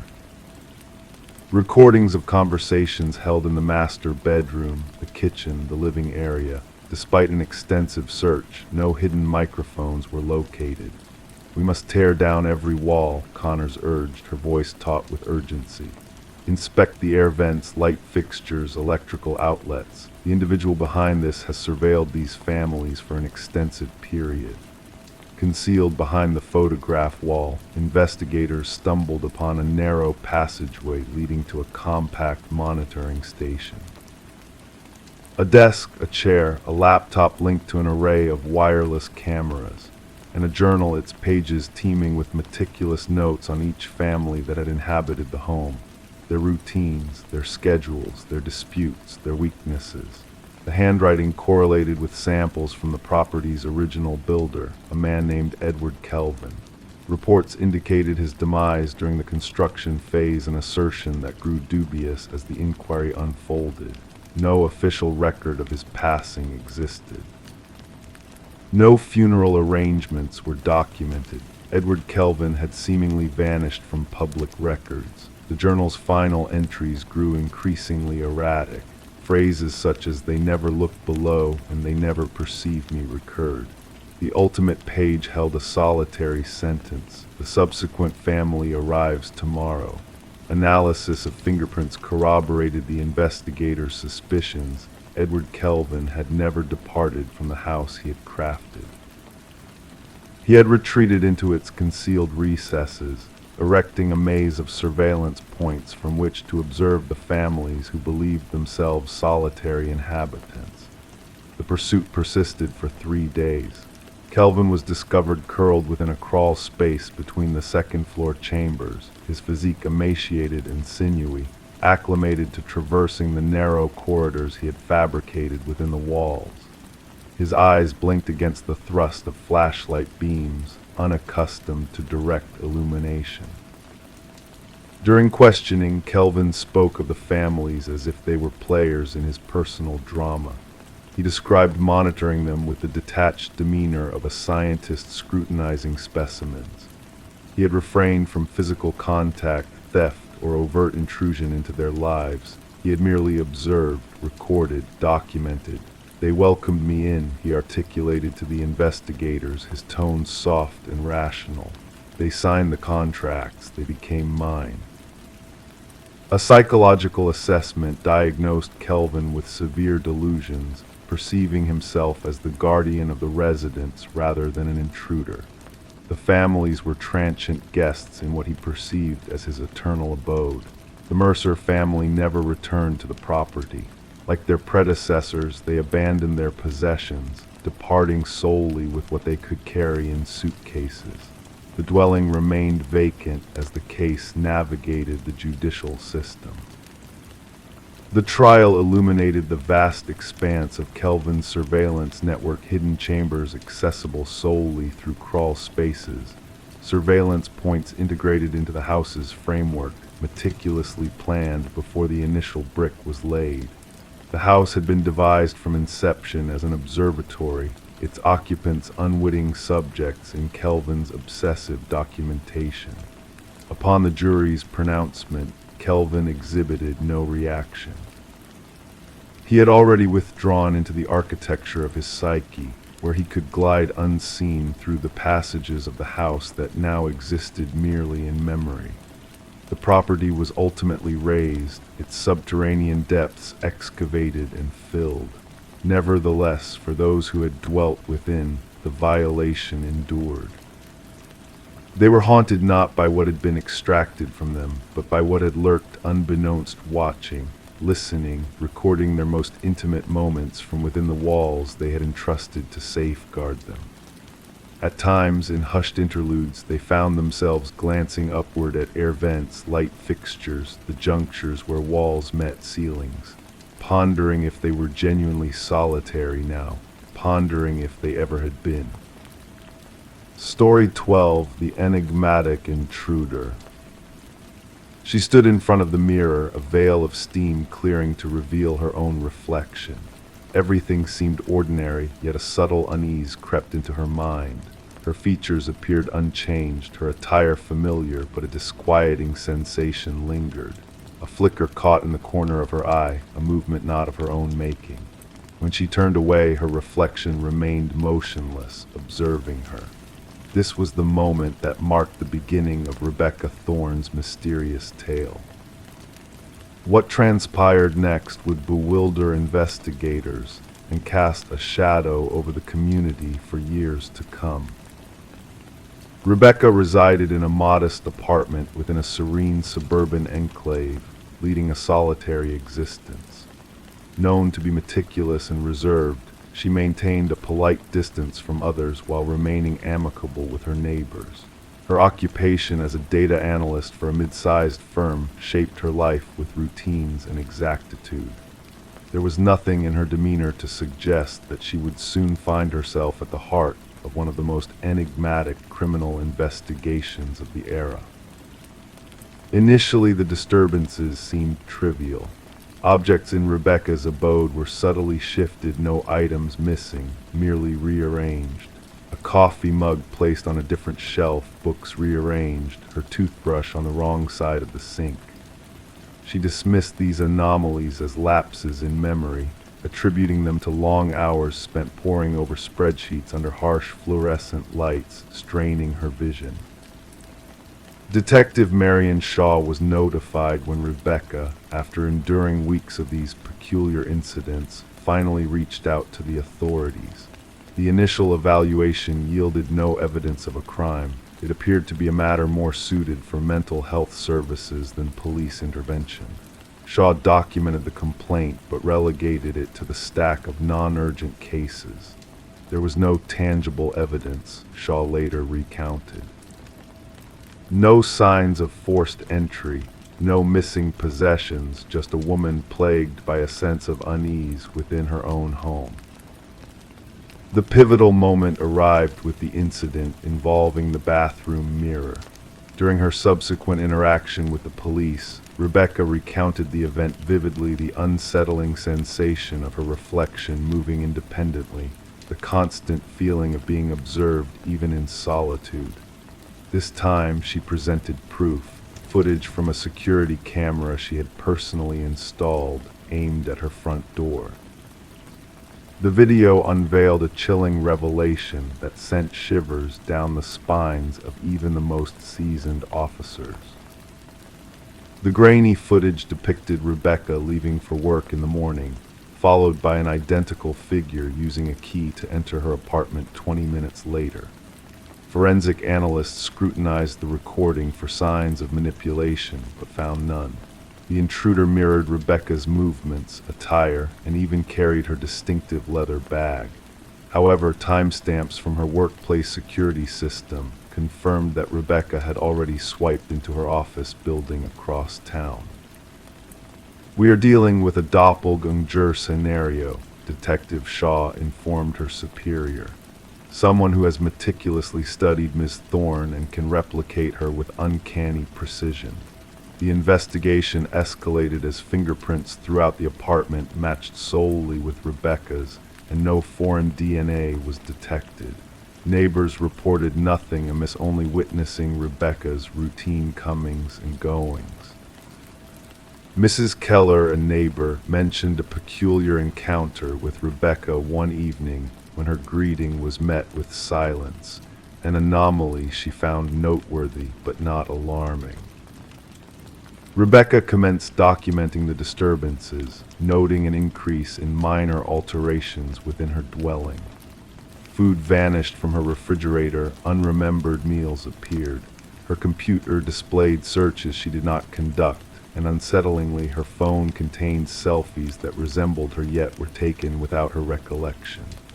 In some photos her expression seemed subtly awry, her smile too wide or her gaze too intense. "I feel as though I am losing my mind," she confided to Detective Shaw during their third meeting, "or perhaps someone seeks to make me believe so." The breakthrough occurred when a pattern emerged in the security footage. The doppelganger only infiltrated when Rebecca departed for specific engagements, therapy sessions, yoga classes, Sunday morning grocery runs, pre-planned activities with predictable durations. "An individual with an intimate knowledge of your routine," Shaw elucidated. "This is no random occurrence. It is a meticulously targeted surveillance and infiltration." A forensic psychologist postulated that they were dealing with a fixation case, a person fixated on assuming Rebecca's identity, possibly aiming to supplant her entirely. Such cases were rare but documented in psychological studies. The perpetrator often experienced a psychological fracture and fixated on a victim who embodied qualities they desired: stability, beauty, success, normalcy. The investigation narrowed its focus when Rebecca mentioned a former co-worker, Lily Winters, who had been terminated due to escalating erratic behavior. Lily had closely collaborated with Rebecca, often remarking on their similarities. Following her dismissal, she sent Rebecca a series of disquieting emails, one stating, "We could be one and the same. At times, I feel more like you than you do." Detective Shaw obtained a warrant to search Lily's residence, and the discoveries therein transformed the case from perplexing to chilling. One room in Lily's abode had been transformed into a shrine-like replica of Rebecca's bedroom.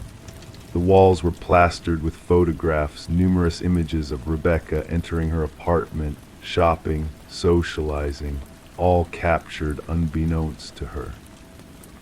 A wardrobe held exact replicas of Rebecca's attire, while a vanity showcased makeup identical to Rebecca's preferred brands, alongside detailed observations of her mannerisms, speech patterns, and daily routines. Most unsettling were the practice videos, Lily recording herself mimicking Rebecca's gait, gestures, and expressions. The progression was evident, from clumsy early attempts to near indistinguishable imitations of the genuine Rebecca. "She aspired to become me," Rebecca murmured upon witnessing the evidence. "She wasn't merely imitating me, she intended to erase me." Forensic experts uncovered sophisticated tools for replicating keys and duplicating electronic access cards. Lily meticulously monitored Rebecca's movements, maintaining a detailed calendar predicting her schedule. What eluded investigators was Lily's ultimate objective. Journals discovered in her residence contained erratic entries fluctuating between the first and third person, occasionally referring to Rebecca as both me and her in the same passage. The final entry sent a shiver down their spines. "Soon, only one of us shall remain the stronger version." As authorities moved to apprehend Lily, she had vanished without a trace. Her residence bore signs of a hurried departure, drawers left ajar, technology missing. A nationwide alert was issued, and Rebecca was relocated to a secure, surveilled location for her protection. For 3 weeks, every site associated with her past life was under constant scrutiny. Lily never materialized. The case took a sinister turn when a security guard at Rebecca's former workplace reported an anomaly. Rebecca had been sighted entering the building despite being on leave. Surveillance footage confirmed the occurrence. An individual identical to Rebecca had accessed the premises using a valid ID card, proceeded to her prior workstation, and spent 40 minutes perusing her files. Meanwhile, the real Rebecca remained in seclusion at a guarded sanctuary. The truth became evident. Lily had not fled, she had made her move. Assuming Rebecca's identity, she seamlessly stepped into her existence while the genuine Rebecca remained concealed. The case remains unresolved to this day. Lily Winters has never been captured, and Rebecca Thorne chose not to reclaim her former life, establishing a new identity in an undisclosed locale. Detective Shaw maintains a photograph on her desk portraying two eerily similar women, Rebecca Thorne and Lily Winters. At times, she scrutinizes their features, searching for nuances that differentiate one from the other. The most unsettling aspect Shaw imparts to new recruits is not that someone can resemble or sound like you. It is the desire to assume your identity so intensely that they obliterate themselves in the process. Our identity is not merely what we display to the world, it is what we safeguard most vigilantly. And sometimes we only recognize its worth when someone endeavors to pilfer it. Story 13. In the stillness of the night, a vacant apartment stood silent, untouched by life for many months. The new occupants, weary from the move, expected only the stale embrace of dust and perhaps a few forsaken remnants of furniture left behind. But as their exploration unfurled, one door resisted their gentle nudges. A closet, its secrets concealed behind a stubborn lock, held a mystery within its confines. The landlord, with a hesitant hand, forced the door ajar, revealing a sight that sent shivers dancing along the spine. The walls of the closet bore witness to a haunting tale, etched with deep, jagged lines of desperation clawed into the wood. And nestled in the corner, like a relic of an eerie past, lay an ancient flip phone, its battery long extinguished, save for a solitary unread message glowing on the screen. Detective Morgan Shaw, no stranger to the macabre, felt a chill seep into her bones at the sight before her. It wasn't the presence of blood or overt violence that unsettled her, but rather the silent scream of those savage scratch marks, an ode to someone once trapped within that cramped space, fighting against the confines of their captivity.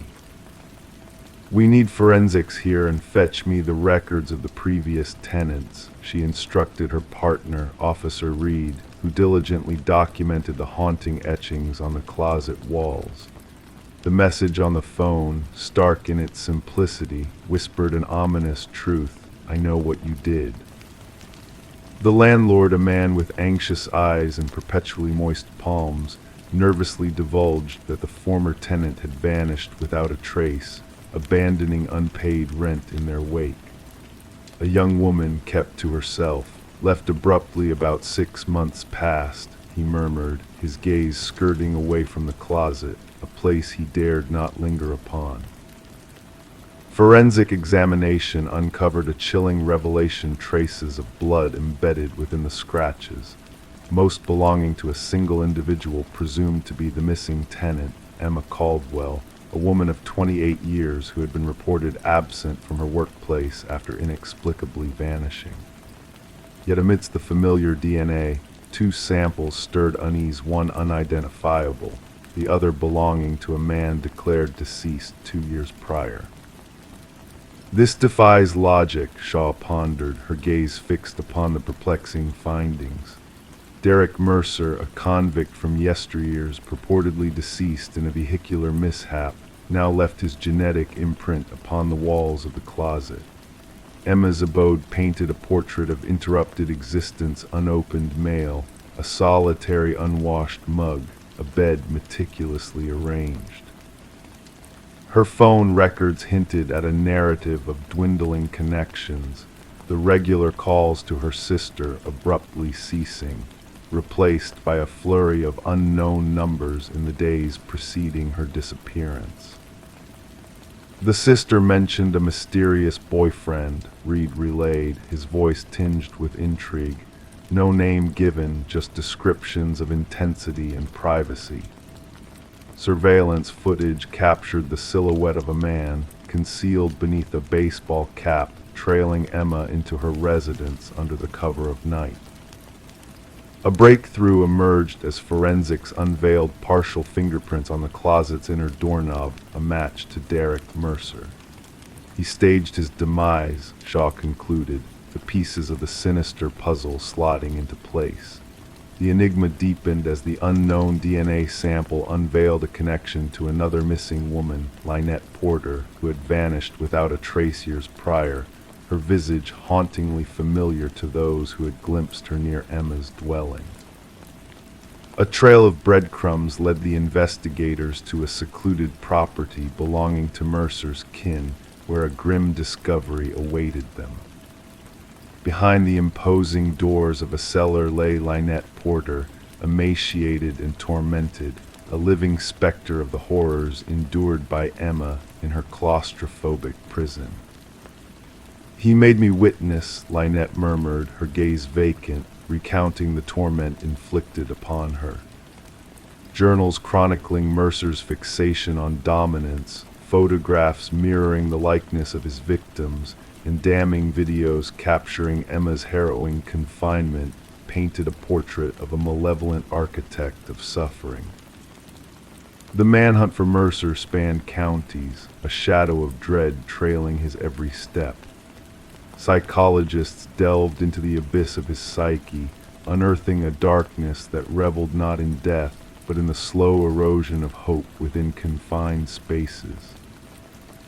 Upon his capture at a bus terminal, Mercer, bearing a guise of normalcy, clutched a ticket to a distant shore, his belongings hinting at sinister intentions.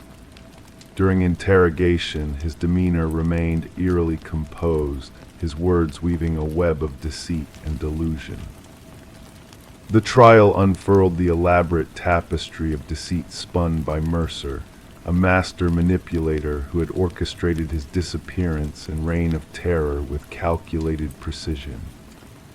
Emma's remains eluded discovery, her fate sealed within the walls of her prison, her final act a silent plea for justice etched in the glow of a message left behind. A swift verdict sealed Mercer's fate, a life sentence devoid of reprieve. As the judge pronounced the sentence, a faint smile flickered across Mercer's countenance, a flicker of satisfaction known only to the architect of his own malevolence. In a moment of poignant defiance, Lynette Porter faced her tormentor, her voice a beacon of resilience amidst the darkness. "While he rots in his cell, I shall bask in the warmth of the sun," she declared, a testament to the indomitable spirit that endured the crucible of Mercer's cruelty. The echoes of the case reverberated through the department, birthing new protocols for missing persons inquiries, a legacy of vigilance born from the shadows of the past. Detective Shaw, keeper of Emma's silent testament, gazed upon the closet door now mounted in her office, a somber reminder that the most harrowing of tales often whisper not in blood, but in the anguished echoes of those who fought against the darkness to reclaim their light. Story 14. The dusty old box lay hidden beneath layers of forgotten belongings in the attic, a relic of the past left behind by the house's previous inhabitants. Among the faded Polaroids inside, capturing ordinary moments of joy and togetherness, there was one that stood out to Rebecca. It depicted a family in her very own living room, the familiar furniture and decor unmistakable.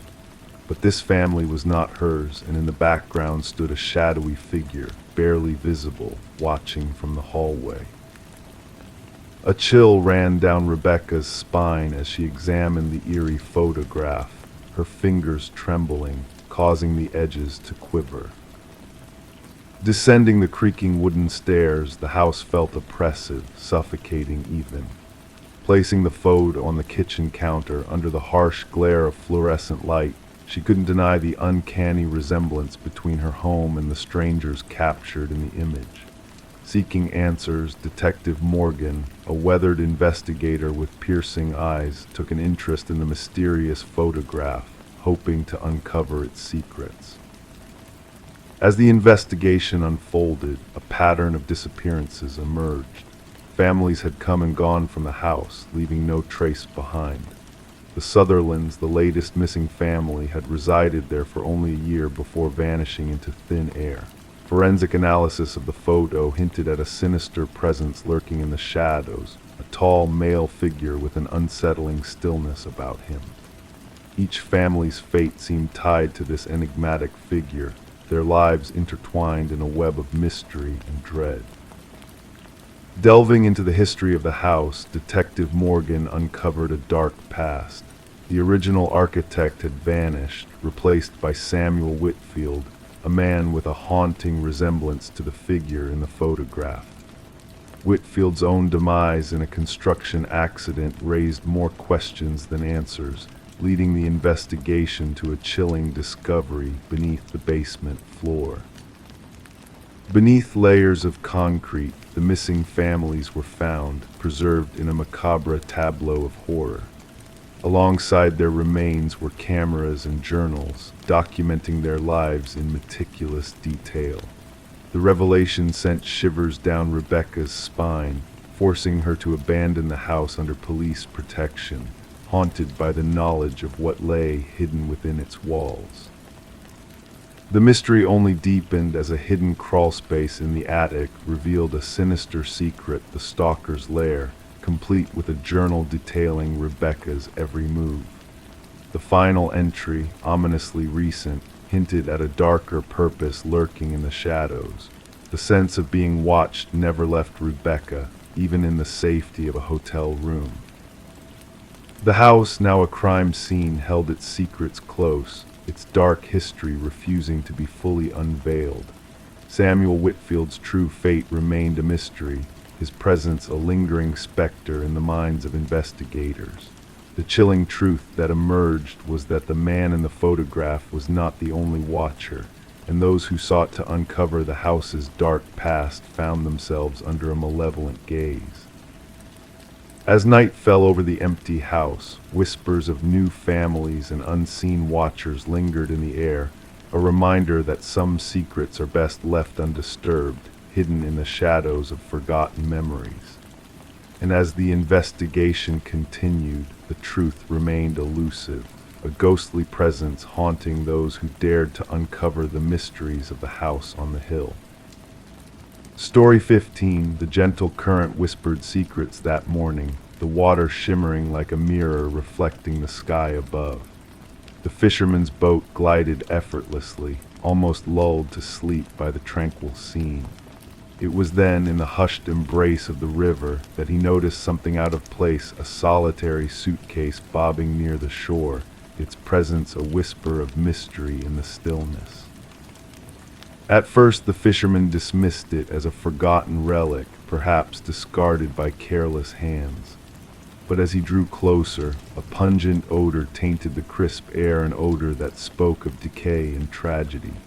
The suitcase, adorned with chains like a prisoner, bore the scars of its time adrift in the water, rust creeping along its edges like a silent specter. When the authorities pried open the case, it revealed not forgotten garments, but a haunting tableau of horror. Within its confines lay a tangle of hair, fingers frozen in a macabre grasp of the unknown. And nestled at the bottom, a chilling note whispered, "This isn't the first." Detective Sarah Mercer arrived at the scene, her presence a beacon of calm amidst the grim tableau. The victim, a woman in her prime, now a spectral figure with dark locks and pallid skin marked by the river's touch, lay in silent repose. The meticulous examiner catalogued every detail with reverence, a solemn dance of respect for the departed before the body was tenderly lifted from its watery grave. But what struck Mercer was not the brutality of the act, but the eerie tenderness bestowed upon the victim a cruel juxtaposition of care and violence. The victim, identified as Catherine Walsh, a woman of ambition and solitude, known in the world of real estate for her prowess in selling dreams. As the investigation unfolded, a portrait of Walsh's life emerged, a life meticulously curated, every detail a testament to her pursuit of perfection. Yet beneath the veneer of success lay a darkness, a shadow that lurked in the corners of her immaculate home. In the sanctum of her office, a drawer slightly ajar revealed a leather-bound journal, a silent witness to her fears. The last entry, a cryptic message of impending doom, hinted at a presence unseen but felt a malevolent force that watched from the shadows. Beneath the surface of Walsh's digital life, a tapestry of unsettling clues emerged, messages of obsession, a fixation on perfection that bordered on madness. Mercer pieced together the puzzle, each fragment a shard of a chilling mosaic painted by a meticulous hand. A breakthrough came in the form of a pawnshop owner, a guardian of forgotten treasures who recognized a piece of Walsh's essence, a stolen emerald necklace, a symbol of her grace now tarnished by tragedy. The trail led to Michael Linden, a man of inconspicuous demeanor, a facade that masked a chilling truth. Linden's lair revealed a gallery of horrors, photographs of women, each a mirror image of Walsh, captured in moments of vulnerability. And behind a facade of normalcy lay a shrine, a macabre collection of mementos that bore witness to his twisted obsession. In the sterile confines of the interrogation room, Linden's facade crumbled, revealing a mind consumed by delusion. His words, devoid of remorse, painted a portrait of a man driven by a twisted sense of duty, a duty to correct what he saw as imperfections in a world of illusions. The trial brought closure, a semblance of justice for the fallen. But for Mercer, questions lingered like shadows in the night. What drove Linden to his monstrous deeds? What fractured mirror reflected his own distorted image back at him, driving him to seek perfection in the most imperfect of ways? As the river carried its secrets downstream, washing away the remnants of tragedy, Mercer sat in her quiet precinct, haunted by the echoes of a case closed but not forgotten. The chilling notebooks lay on her desk, a reminder that darkness can wear many faces, lurking in the shadows of seemingly ordinary lives, waiting to strike when the mask of perfection slips away. And in the stillness of the night, the river whispered its lullaby, a melody of peace tinged with the knowledge that beneath the calm surface, a world of secrets lay hidden, waiting to be unveiled. Story 16, the wooden plank shifted ever so slightly under Sarah's foot, catching her attention in the quiet of her new home. Intrigued, she knelt down, tracing her fingers along the edges, sensing a hidden secret waiting to be uncovered. With delicate precision, she lifted the boards, revealing a dark, mysterious space beneath the house. Dust and cobwebs greeted her at first, but as her eyes adjusted to the dim light, shapes began to emerge. A mattress, a chair, and tucked away in the corner, a weathered notebook filled with pages upon pages of her name, written repeatedly in a haunting script. Detective Morgan Reed stood silently behind Sarah, her presence a steady anchor in the unsettling discovery. The fear in Sarah's eyes went beyond mere surprise. It spoke of a violation, an intrusion into her newfound sanctuary.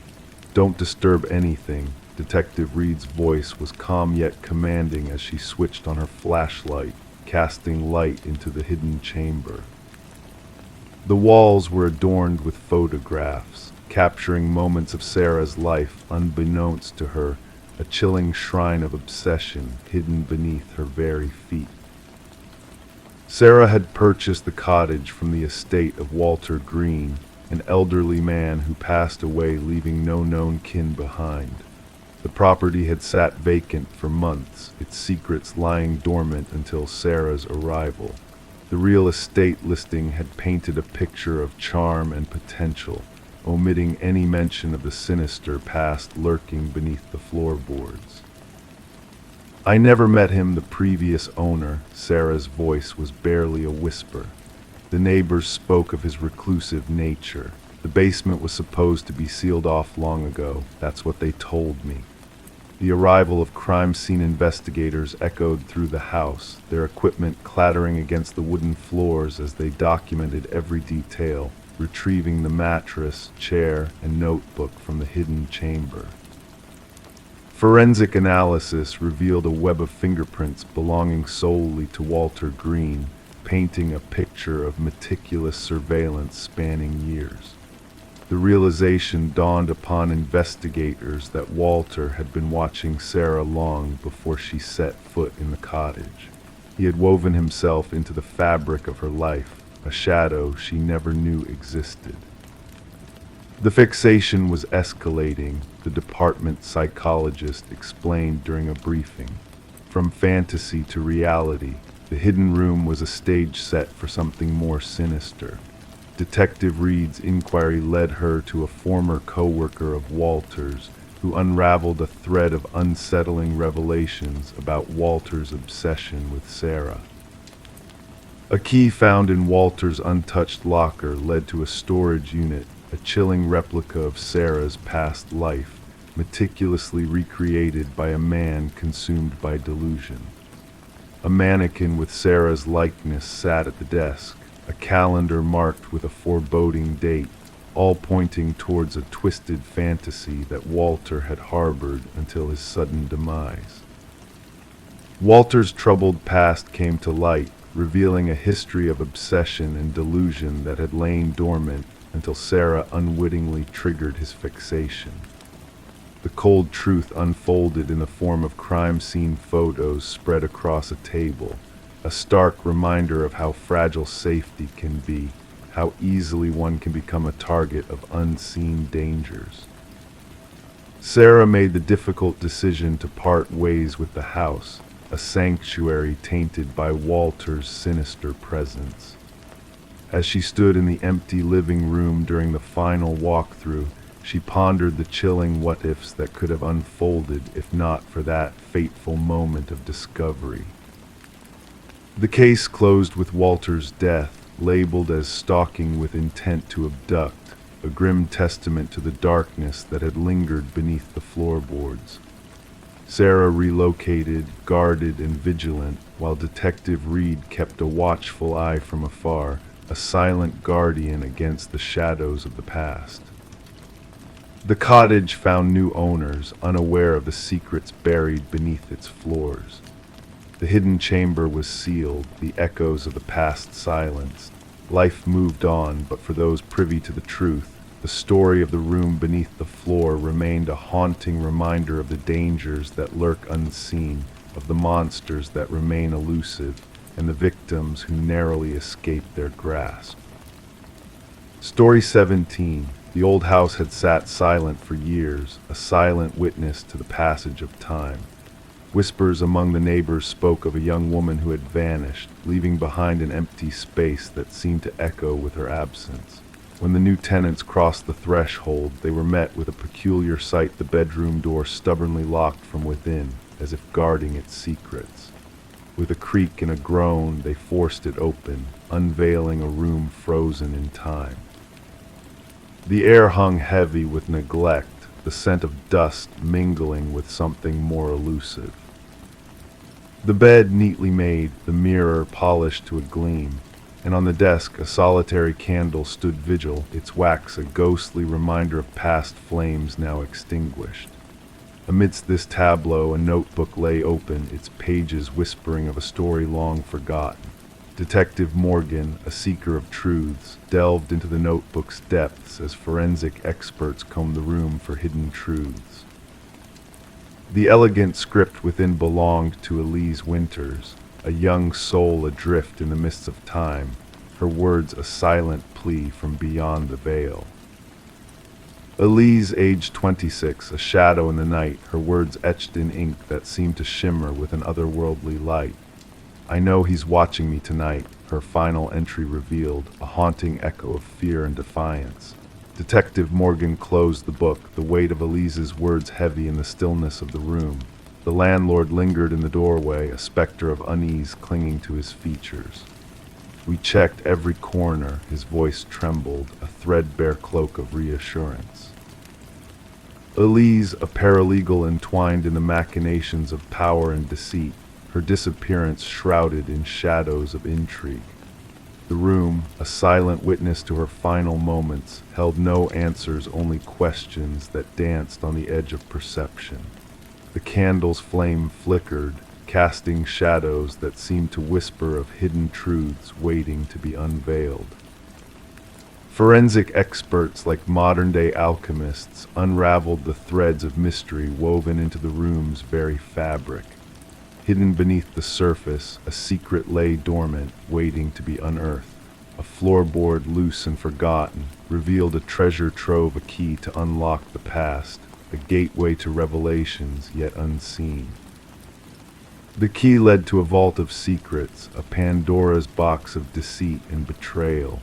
Documents whispered of a web of lies spun by those in power, their shadows looming large over Elise's fragile existence. Detective Morgan, a guardian of justice, pieced together the fragments of a shattered truth, each piece a puzzle waiting to be solved. Pharmaceutical scandals, whispers of corruption, a dance of shadows in the corridors of power.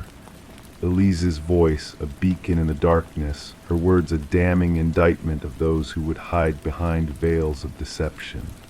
The room, a stage for a tragedy played out in whispers and shadows, bore witness to a battle fought in silence. Vincent Harriman, a puppet master of deceit, his hands stained with the blood of the innocent. The hidden passage, a gateway to darkness, a portal to a world where truth and lies danced a deadly waltz. Detective Morgan, a lone figure in the night, followed the trail of breadcrumbs leading to justice. In the end, justice prevailed, a beacon of light piercing the darkness of deceit. Elise's legacy, a testament to courage in the face of overwhelming odds, her voice echoing through the corridors of power. The room, a silent witness to a battle fought and won, stood as a monument to the power of truth in a world shrouded in shadows. The house, a sentinel standing guard over secrets long buried, whispered of a past that refused to be forgotten. Elise's spirit, a gentle presence lingering in the shadows, watched over the room where her story had unfolded. And as night fell, casting its velvet veil over the world, the house stood silent, a sanctuary for dreams and whispers carried on the wind. Story 18. In the quiet of the night, a faint flicker danced across the baby monitor screen, catching the attention of the vigilant mother. At first, she brushed it off as a mere glitch, a fleeting disturbance in the digital realm. But as the seconds ticked by, the audio crackled with an unsettling static, and a voice, soft as a whispering breeze, slipped through the airwaves, gently urging SHHH, go back to sleep. A chill raced down her spine as her heart quickened its pace. Panic seized her as she dashed towards her son's room, the echo of her own hurried footsteps filling the silent house. The sight that greeted her sent a wave of terror crashing over her, a vacant crib bathed in the moonlight streaming through the window. The room remained undisturbed, the window tightly shut, the door securely locked. The only anomaly in the serene scene was a plush rabbit lying discarded on the floor, its unblinking black eyes fixed on her with an eerie intensity.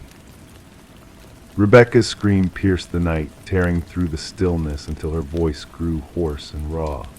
The neighbors, roused by her anguished cries, summoned help, and soon the nursery was filled with the flashing lights of emergency responders.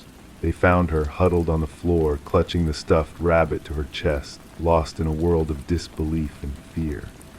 Samuel, her precious 4-month-old, had vanished without a trace, leaving behind a void that no amount of searching could fill. As the investigation unfolded, a shroud of mystery enveloped the disappearance. The house showed no signs of forced entry. The security system stood unwavering in its vigilance. The baby monitor footage, once a source of comfort, now held only cryptic clues of voice from the shadows, a message from the unknown. Speculation swirled, suspicion lingered. Rebecca found herself cast under the harsh glare of scrutiny. Her history of seeking help for postpartum depression painted her as a fragile figure in the eyes of the law. Her composed demeanor in the face of tragedy raised eyebrows and fueled whispers of doubt. But then a glimmer of hope, a microscopic clue overlooked amidst the chaos. Fibers, foreign and unfamiliar, clung to the nursery windowsill, hinting at a clandestine entry from the outside. The focus shifted, turning towards the shadows that lurked beyond the walls of the once safe home. With each revelation, the darkness deepened. Daniel, the absent husband, returned to a storm of accusations and unanswered questions. His hands bore the marks of a hidden past, his alibis crumbling under the weight of scrutiny. A tale of deceit and betrayal unfurled, casting a shadow over the fractured family. The threads of the investigation wove a tangled web of deception. A second family emerged from the shadows, secrets long buried clawing their way to the surface. The truth, elusive and treacherous, danced just out of reach, taunting those who dared to seek it. And then a breakthrough, a digital breadcrumb leading to a hidden truth. The baby monitor, once a conduit for comfort, now a witness to the darkness that lurked within. The signal, manipulated and distorted, revealed a path to a hidden lair, where a woman named Elaine cradled the missing child, a pawn in a game of twisted desires. The courtroom hushed as the damning evidence unfolded, the truth laid bare in the cold light of justice. Whispers of conspiracy and greed hung heavy in the air, a tale of betrayal etched in every word spoken. Daniel and Elaine, bound by their sins, faced the consequences of their actions. Rebecca, scarred but resolute, sought solace in a new beginning, far from the shadows of the past. Samuel, innocent and unaware, grew up shielded from the horrors that once threatened to consume him. And so, the night of the whispered voice faded into memory, a haunting echo of a truth uncovered. The stuffed rabbit, a silent witness to the darkness that dwelled within, remained locked away, a reminder of the fragility of innocence in a world where even the most soothing whispers can carry the weight of betrayal. Story 19. The tale began when Michael and Sarah Klein embarked on their journey as the new occupants of a charming Victorian-era home. The house, steeped in history and character, beckoned to them with its ornate woodwork and high ceilings that whispered of bygone days. Little did they know that beneath the surface of peeling wallpaper lay a mystery waiting to unravel. It all started innocently enough, with a water stain in the master bedroom catching Sarah's eye. As they peeled back the layers of wallpaper, a name emerged: Alina Winters, scrawled repeatedly in ink across the wall in a frantic, uneven script. Who was Alina Winters, and why was her name etched so desperately on the walls of their new home? Their curiosity sparked a journey of discovery, leading them down a path intertwined with the past. A search online unveiled a missing persons case from decades ago, featuring a woman who bore a striking resemblance to the previous owner of their house, Margaret Cavendish. The pieces of the puzzle began to fall into place, but the mystery only deepened. As Michael and Sarah delved further into the enigma, they unearthed hidden truths and dark secrets. The The revelation of a hidden space beneath the floorboards, containing identification cards bearing different names but the same face, sent shivers down their spines. Margaret Cavendish, their cellar, seemed to be a mirage, disappearing into thin air when authorities tried to track her down. But the most chilling discovery came when DNA analysis linked the mysterious writings on the wall to a psychiatric patient named Rebecca Eldridge, who had assumed the identity of Alina Winters after her disappearance.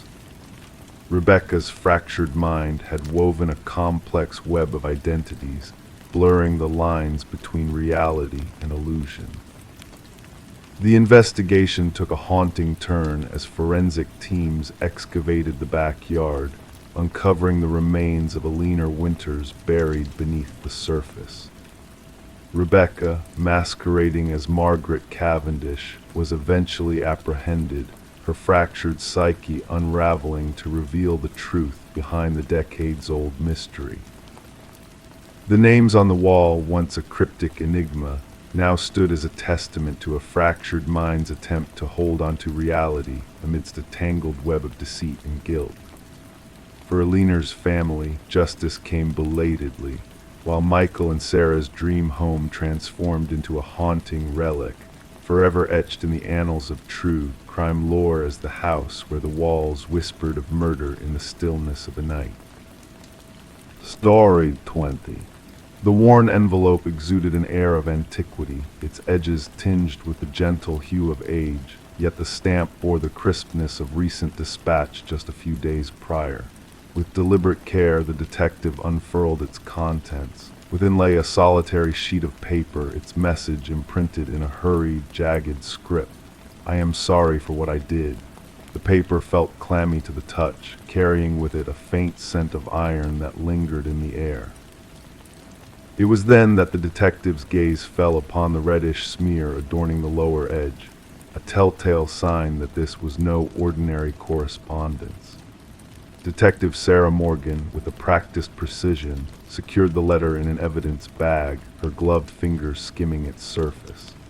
The forensic team's findings had confirmed her suspicions the crimson stain was indeed human blood, its DNA a match to an unsolved homicide that had cast a long shadow over the department for years. The victim, a young journalist named Rebecca Warren, had been discovered in her apartment, a tragic tableau of multiple stab wounds etched into her form.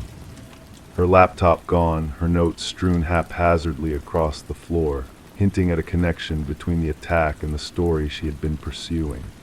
Despite the tireless efforts of countless interviews and exhaustive scrutiny, the case had grown cold, its tendrils of mystery eluding even the most seasoned investigators. And now this enigmatic missive had found its way to the precinct, a simple address gracing its exterior, Homicide Division. The scant fingerprints on the paper and envelope offered little in the way of clues, mere smudges hinting at a gloved sender. But the postmark, a beacon of hope amidst the murky waters of uncertainty. Gathering her team in the dim-lit briefing room, adorned with a tapestry of crime scene snapshots and fruitless leads, Morgan affixed the letter's image at the heart of the board. "This changes everything," she intoned, her words a whisper that danced on the edge of silence. "Our perpetrator shows remorse." Detective James Chen, her stalwart companion in this labyrinthine saga, cast a discerning eye over the letter. "Or perhaps they wish us to believe so," he offered, his voice a mere murmur in the room's stillness. "The blood may be a mere theatric, a ploy to toy with our perceptions." The forensic team, guided by the imprints of a long-forgotten typewriter, embarked on a quest through time, seeking out a relic from an era long past.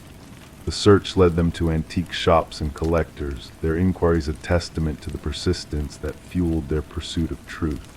As the tendrils of investigation unfurled, they delved into Rebecca's world, a tapestry woven with threads of tenacity and an unyielding dedication to unveiling corruption.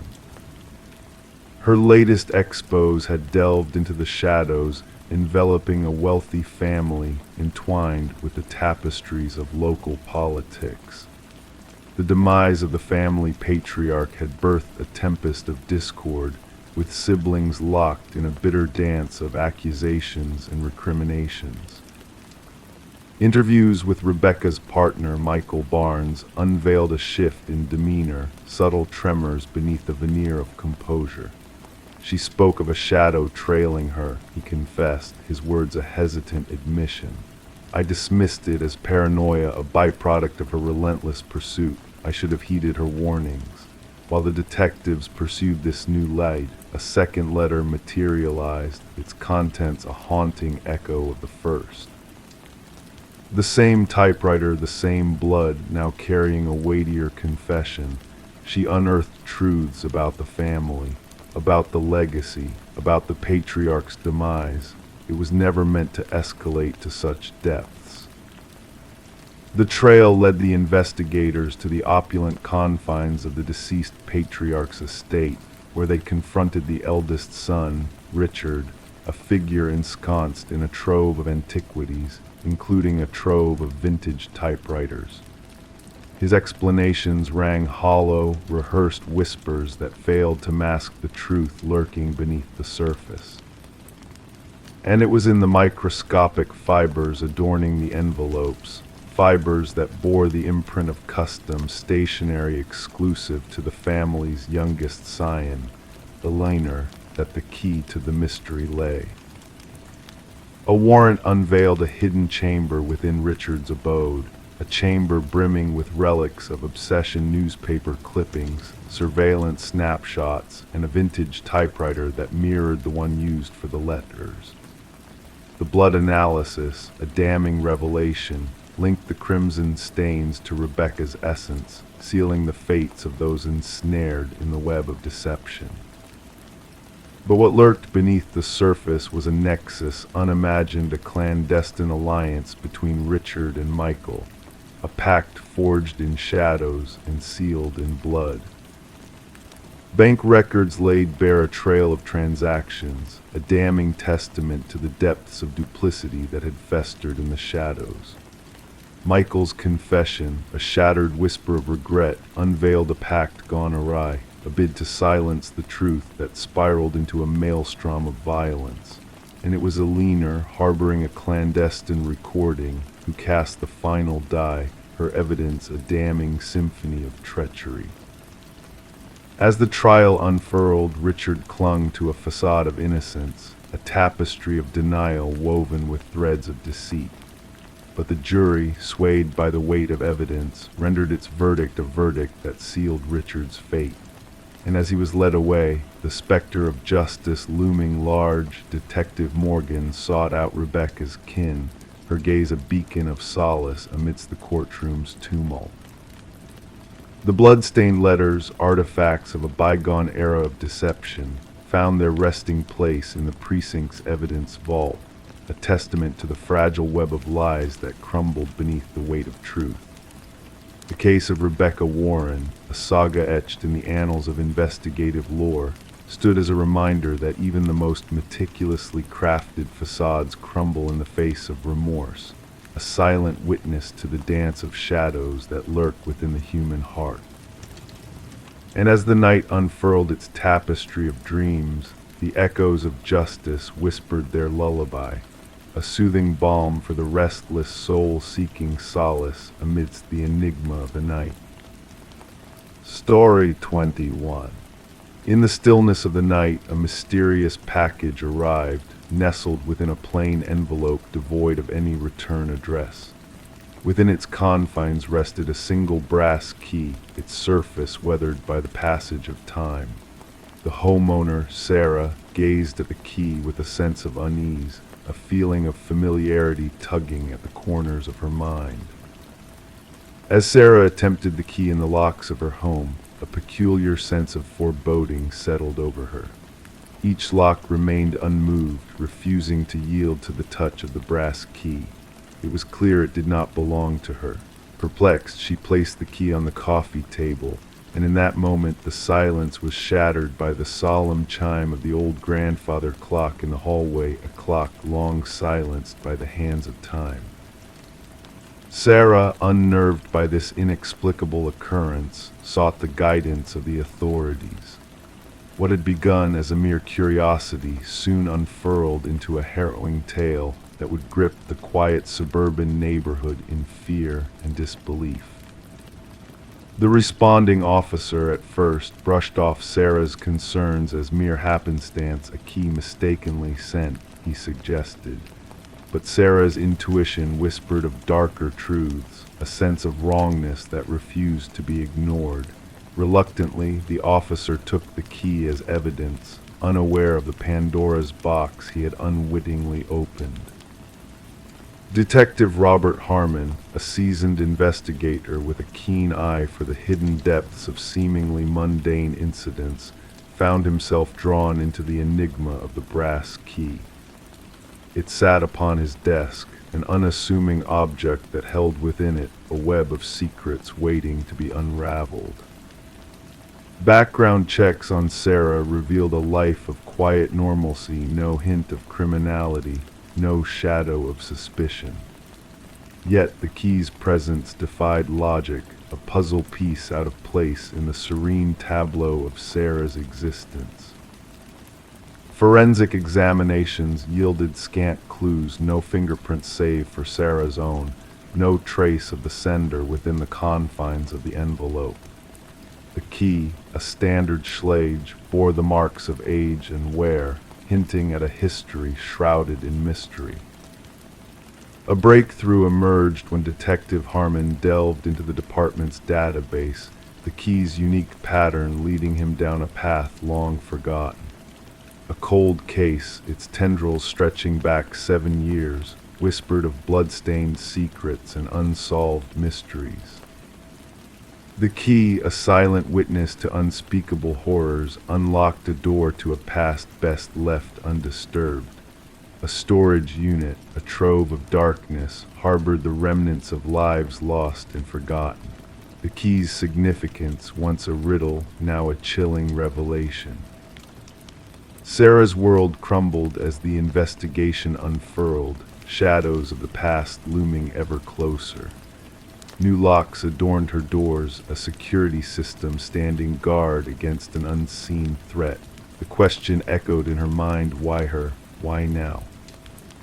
The hunt for the elusive Harold Jenkins intensified, his presence a specter haunting the edges of Sarah's reality. An enigma wrapped in layers of deceit, Jenkins remained a ghostly figure on the periphery of the investigation. The pursuit led to a secluded cabin, a shrine to unspeakable acts concealed beneath its aged timbers. Keys, each bearing a name and a date, whispered of lives extinguished in the darkness. The truth, a chilling tableau of horrors long buried. The manhunt for Jenkins spanned the nation, a race against time to prevent further tragedy. The community shuddered in fear, the name, the Keymaster, a grim reminder of the evil that lurked in their midst. In the heart of the wilderness, a final reckoning awaited. Jenkins, a wraith of malevolence, met his end in a lonely tower, his secrets laid bare in a journal of horrors. The brass key, a symbol of twisted obsession, a key to the darkness within. The echoes of Jenkins' crimes reverberated through the years, a legacy of pain and loss. Families found closure in the wake of his demise, yet the scars of his deeds lingered on, a haunting reminder of the fragility of innocence. Sarah, forever changed by the brush of darkness that had grazed her life, never returned to the sanctuary of her home. The grandfather clock, once a harbinger of mystery, now stood as a sentinel of dread, its silent chime echoing through the halls. The brass keys, silent witnesses to unspeakable horrors, now nestled in an evidence locker, a testament to the lives lost and the darkness that dwells within the hearts of men. And in the stillness of the night, A whisper of memory lingers, a reminder of the thin veil that separates us from the shadows that lurk within. Story 22, The Unseen Observer. She never enjoyed ascending to the attic, but when a storm caused a leak in the roof, she had no other option. The attic was a realm of forgotten treasures, shrouded in dust and cobwebs. Nestled in the distant corner, an ancient dollhouse sat, its eerie detail captivating. Each minuscule piece of furniture meticulously arranged as if frozen in time. However, her curiosity turned to unease as she peered inside. The figures within were not mere dolls, they were intricately hand-carved replicas of her family. Each tiny figure placed precisely where they had been seated downstairs, except for one glaring exception. The figure meant to represent her stood by the attic door.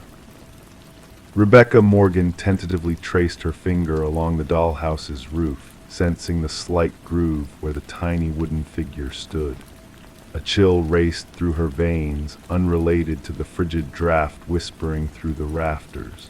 This dollhouse had no place here. This wasn't her childhood abode. It was a rented dwelling the family had recently relocated to.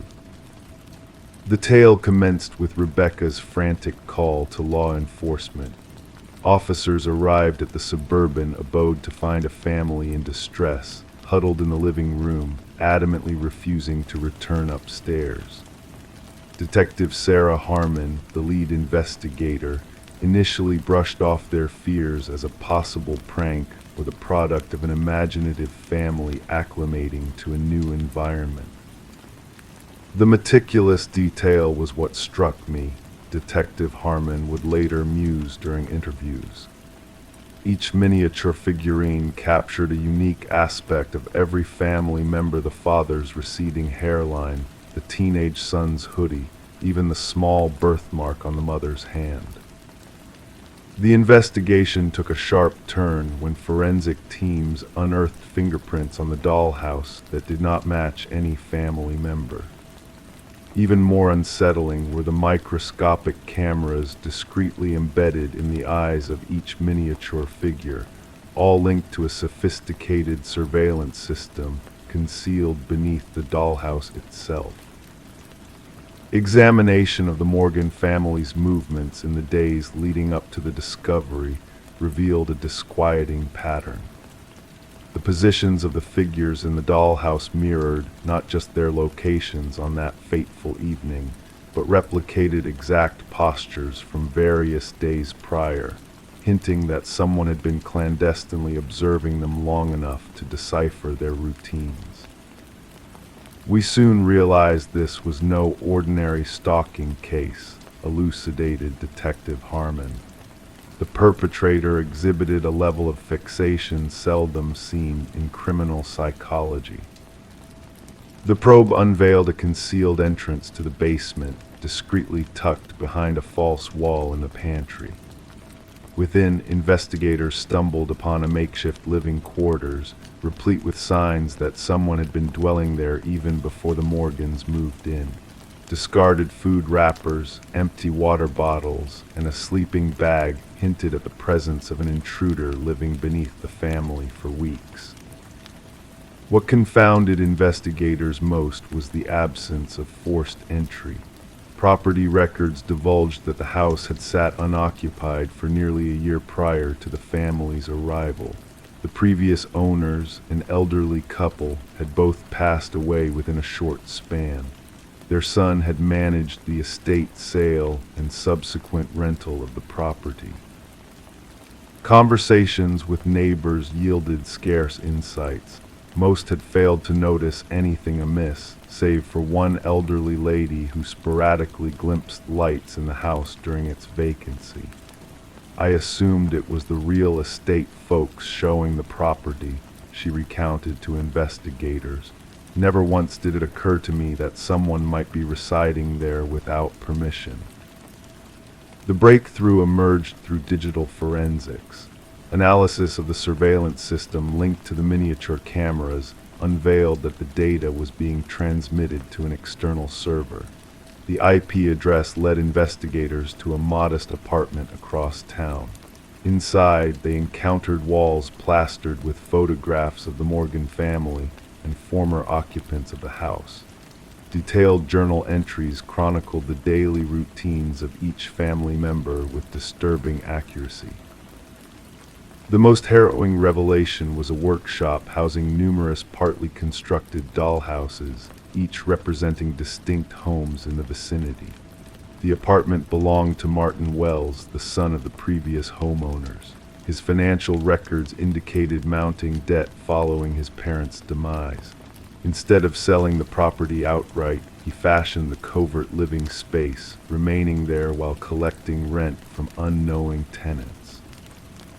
The dollhouse served as his command center, expounded the forensic psychologist assigned to the case. Each figure symbolized an individual under his watchful eye. Rebecca's figure by the attic door wasn't a threat, it was his way of acknowledging her discovery of his surveillance apparatus. During interrogation, Wells remained eerily composed as he elucidated his rationale. They were residing in my home, slumbering in my parents' bedroom. I needed assurance that they were treating it with reverence. When queried about the positioned figures, he simply remarked, I desired them to realize that I was ever vigilant. The psychological evaluation unveiled a convoluted case of possessive delusion. Wells struggled to cope with the loss of his childhood abode and contrived an elaborate system to retain dominion over it. The dollhouse morphed into his means of asserting authority over both the property and its inhabitants. The Morgan family never set foot in the house again. Rebecca later reflected on the moment that plagued her most, realizing the implications of the dollhouse. Someone had been surveilling us all along, measuring our existence, transforming us into mere playthings.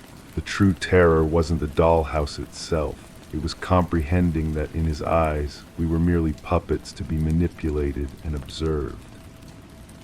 Wells faced multiple charges including stalking, invasion of privacy, illegal surveillance, and trespassing.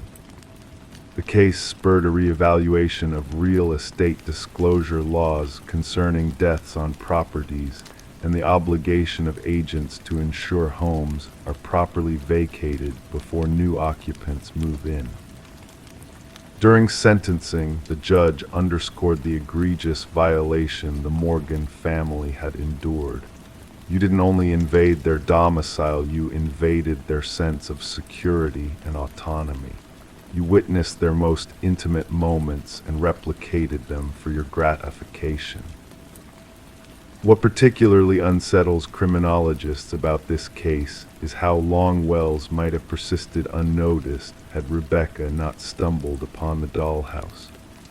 Forensic scrutiny of his journals hinted that he had been covertly residing in homes for almost 2 years, transitioning from one property to the next, crafting dollhouses for each family under his scrutiny. The Morgan family eventually found solace in a new abode far from the haunting memories. However, Rebecca confessed in her victim impact statement that she still routinely checks closets and crawl spaces. She rid their new dwelling of all dollhouses and miniatures. At times, I still sense a lingering gaze upon me, she confessed. I wonder if somewhere out there, someone is manipulating a miniature version of me within a dollhouse I have yet to uncover. Story 23. In the dimly lit nursery of the Morgan residence, a young woman embarked on a task that would unravel the secrets hidden within the walls. She desired to repaint the room before her baby's arrival, a fresh start in a space tainted by the past. The faded blue walls held stories of yesteryears, whispers of a history long forgotten. As she applied the first coat of white paint, a mysterious message began to emerge from beneath the layers letters, faint at first, then growing bolder with each stroke of the brush. Don't let it hear you. Her heart skipped a beat as she took a step back, her eyes widening in disbelief. Amongst the fresh paint, tiny handprints appeared, imprinted too high on the wall for any child to have reached. The discovery of these eerie markings marked the beginning of what would later be known as the Whispering House case. The young couple had purchased the Victorian-style home at a bargain, unaware of the dark past that lingered within its walls. Detective Sarah Klein, a woman of keen intuition, arrived at the residence, her notebook poised for clues. The pregnant homeowner, her weariness evident in her eyes, recounted the chilling discovery of the hidden message and handprints. She revealed how the previous owners had vanished without a trace, leaving behind a sense of unease that permeated the neighborhood. Detective Klein, her curiosity piqued, ventured into the historic house, the floorboards creaking beneath her weight. In the nursery, the unfinished wall bore the cryptic message, a stark reminder of the secrets buried within. Next to it, 5 small handprints glistened in the wet paint, a silent testament to a presence unseen. Back at the precinct, the detective delved into the property's troubled past, uncovering a pattern of short-lived occupants and unsettling reports of children's whispers and unseen watchers. Further investigation led Detective Klein to the house's original owner, Eleanor Blackwood, a woman shrouded in mystery and tragedy. Records revealed a grim history of missing children from the orphanage she once ran on the premises. The detective's pursuit of the truth unearthed a hidden room behind the nursery wall, where children's belongings lay untouched for decades, a poignant reminder of lives lost. As the investigation unfolded, a sinister truth came to light. The children had met a tragic end at the hands of Eleanor Blackwood, who believed their innocence held a power she sought to possess. The grim discovery of the children's remains beneath the house's foundation marked a somber chapter in the house's dark legacy. Despite the closure brought by the case's resolution, an unsettling presence lingered within the house, a spectral echo of past horrors. The nursery walls, once witness to unspeakable acts, were demolished in an attempt to erase the haunting memories. Yet whispers of lost souls persisted, echoing through the empty corridors. Detective Klein's final report documented the harrowing events, capturing the luminol-lit handprints that bore witness to the tragedy. The house, now condemned and abandoned, stood as a silent sentinel to the horrors that had transpired within its walls. The photographs of glowing handprints served as a chilling reminder that some mysteries defy resolution, their echoes reverberating through time, reaching out to those who dared to listen. Story 24. The old costume shop was in its final days. Everything must go. Among the dusty remnants, a woman discovered a mask on a forgotten shelf. Its delicate features held a lifelike quality that unsettled her. Placing it on the checkout counter, the cashier hesitated, muttering, "That's not ours." Perplexed, she searched for a tag but found none. With a shrug, she decided to take it home. That night, a faint sound stirred her awake, a whisper of fabric shifting.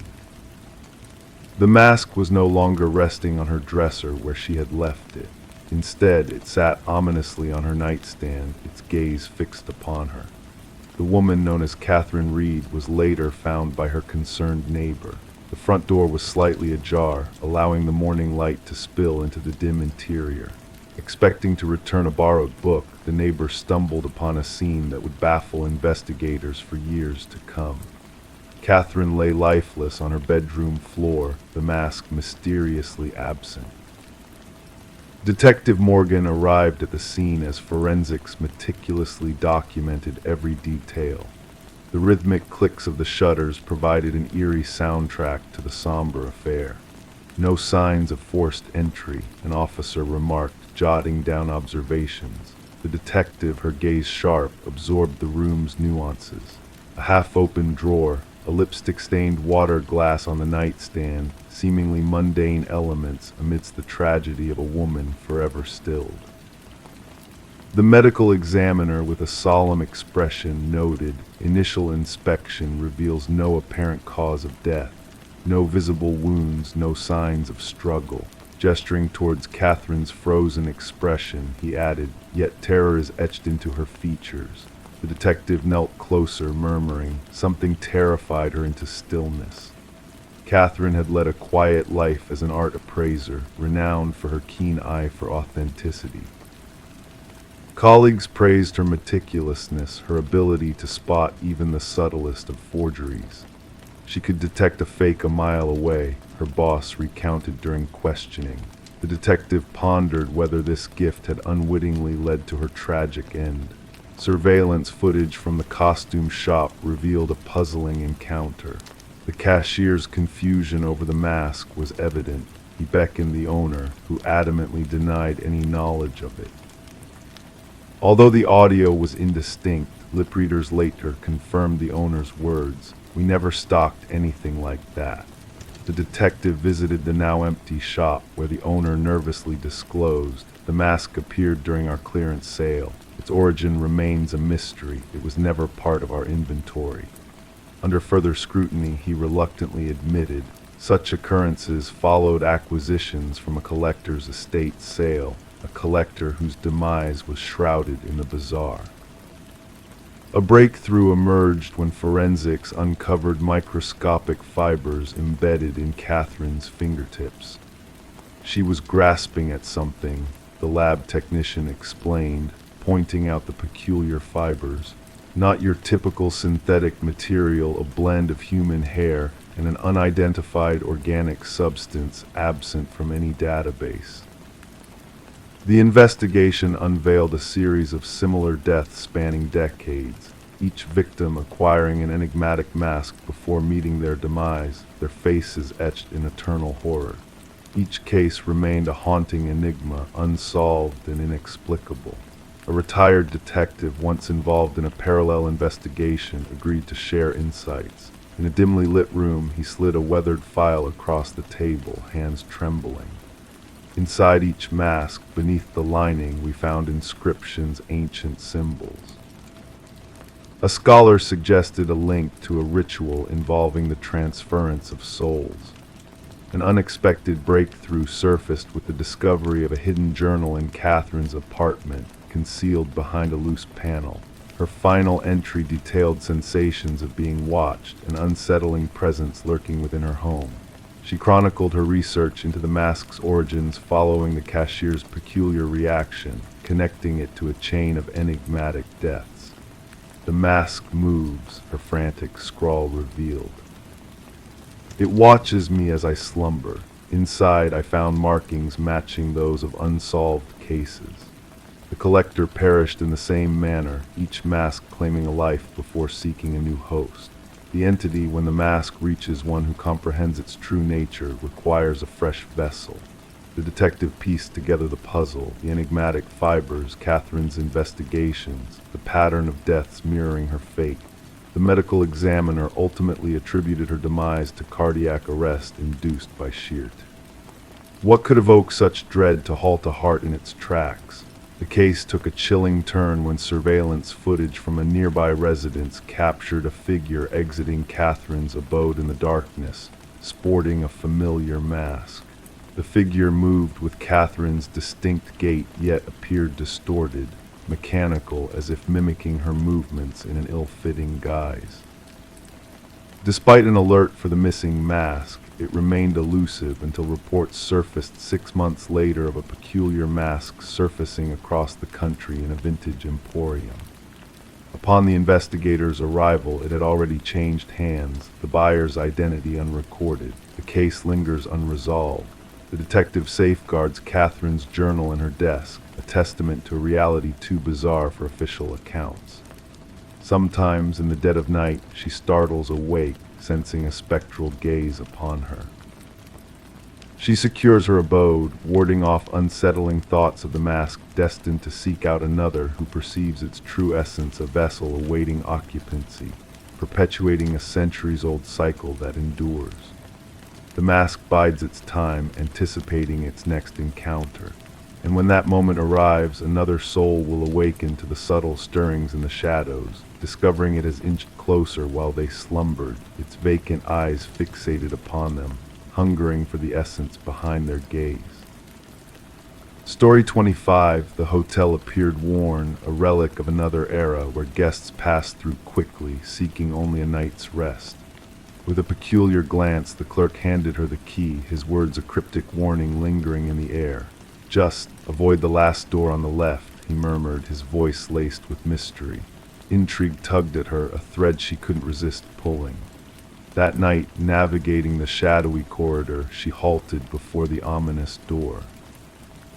The handle chilled her fingertips, sending a shiver down her spine. To her eyes, it seemed no different from its companions until she leaned in, listening intently. A faint breath, a whisper from the other side, beckoned her curiosity. Detective Morgan Reed, weary but determined, entered the crime scene, stepping beneath the caution tape that barred the way. The scent of iron and decay assaulted her senses, a grim familiarity that set her jaw. Blood had seeped into the floor, staining the carpet in macabre hues. Amidst the chaos, a stark contrast emerged, a pristine bathroom, an untouched bed, and the ghastly tableau in between. A young woman lay sprawled, her golden locks splayed like a crown, eyes fixed on eternity. Reed knelt by the victim, mindful of the evidence markers that punctuated the room like ominous sentinels. Third time this season, the forensic expert stated clinically, capturing the scene with his camera. Same modus operandi. Silent acknowledgement passed between Reed and the technician. The victim adorned in finery, out of place in this forgotten motel, her belongings undisturbed, a puzzle with pieces that refused to fit. The hotel manager lingered, a ghostly presence in the doorway, haunted by the tragedy that had unfolded within his walls. She arrived alone, paid in cash. I never imagined. His voice faltered, carrying the weight of the unspeakable. The maid discovered her during routine cleaning. Reed surveyed the room, searching for answers in the absence of clues. No signs of forced entry, no struggle evident on the victim's form. She had welcomed her demise, or perhaps recognized it all too late. Back at the precinct, Reed organized the evidence, a mosaic of tragedy and unanswered questions. 3 women, resembling each other in haunting ways, found in nondescript motels, a chilling pattern that refused to yield to logic. The media buzzed with speculation, the public hungry for resolution. "The autopsy report is in," announced Detective Hayes, dropping a file on Reed's desk. "Death by strangulation manual. No trace of DNA under her nails, no indication of sexual assault." Reed's brow furrowed, intuition whispering of a different motive at play. This was not the work of a predator, but a personal vendetta, a tale of betrayal and consequence. Days blurred into nights as the investigation deepened, revealing glimpses of a life extinguished too soon. Surveillance footage offered no solace, painting a picture of a victim with no known enemies. Elaine Werner, a meticulous financial analyst, meticulously erased from the world. A breakthrough arrived during a conversation with Werner's sister, trembling hands clutching a cup of coffee. She mentioned a man from work, secretive and complicated. I think he was married. The elusive C cast a shadow over the investigation, leading Reed down a labyrinth of deceit. Interviews with Werner's colleagues unveiled a facade of professionalism, a mask concealing hidden truths. A solitary business card, a clue tucked away in a desk, unraveled the mystery. Charles Emerson, senior vice president, a man of influence and secrets, his presence a specter in Werner's narrative. Confronted with his past, Emerson veiled his guilt behind a veneer of innocence, a facade that crumbled under Reed's scrutiny. Forensic evidence linked Emerson to the crime, a web of deceit slowly unraveling. Hidden in plain sight, a trail of breadcrumbs led to his downfall. The courtroom drama unfolded, families seeking closure as justice danced on a razor's edge. Emerson, devoid of remorse, faced his sentence with stoic resolve, a man unrepentant in the face of his sins. As Reed watched Emerson vanish into the shadows of captivity, a chill crept down her spine. In his gaze, devoid of humanity, she glimpsed a void of darkness that consumed all in its path. The case, dubbed the door on the left, captivated minds and haunted dreams. Psychologists probed Emerson's psyche, dissecting the anatomy of a killer. But for Reed, the echoes of that night lingered, a melody of loss and redemption. In the evidence vault, 3 keys lay dormant, relics of a past best left forgotten. Symbols of doors opened, never to be closed again, whispering of secrets buried in the depths of the night.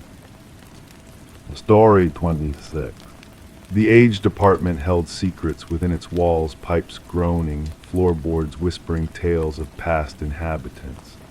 But the newest tenant, Sarah, sensed a presence beyond the ordinary. The footsteps echoing above her were too purposeful, too precise, yet she resided on the highest floor.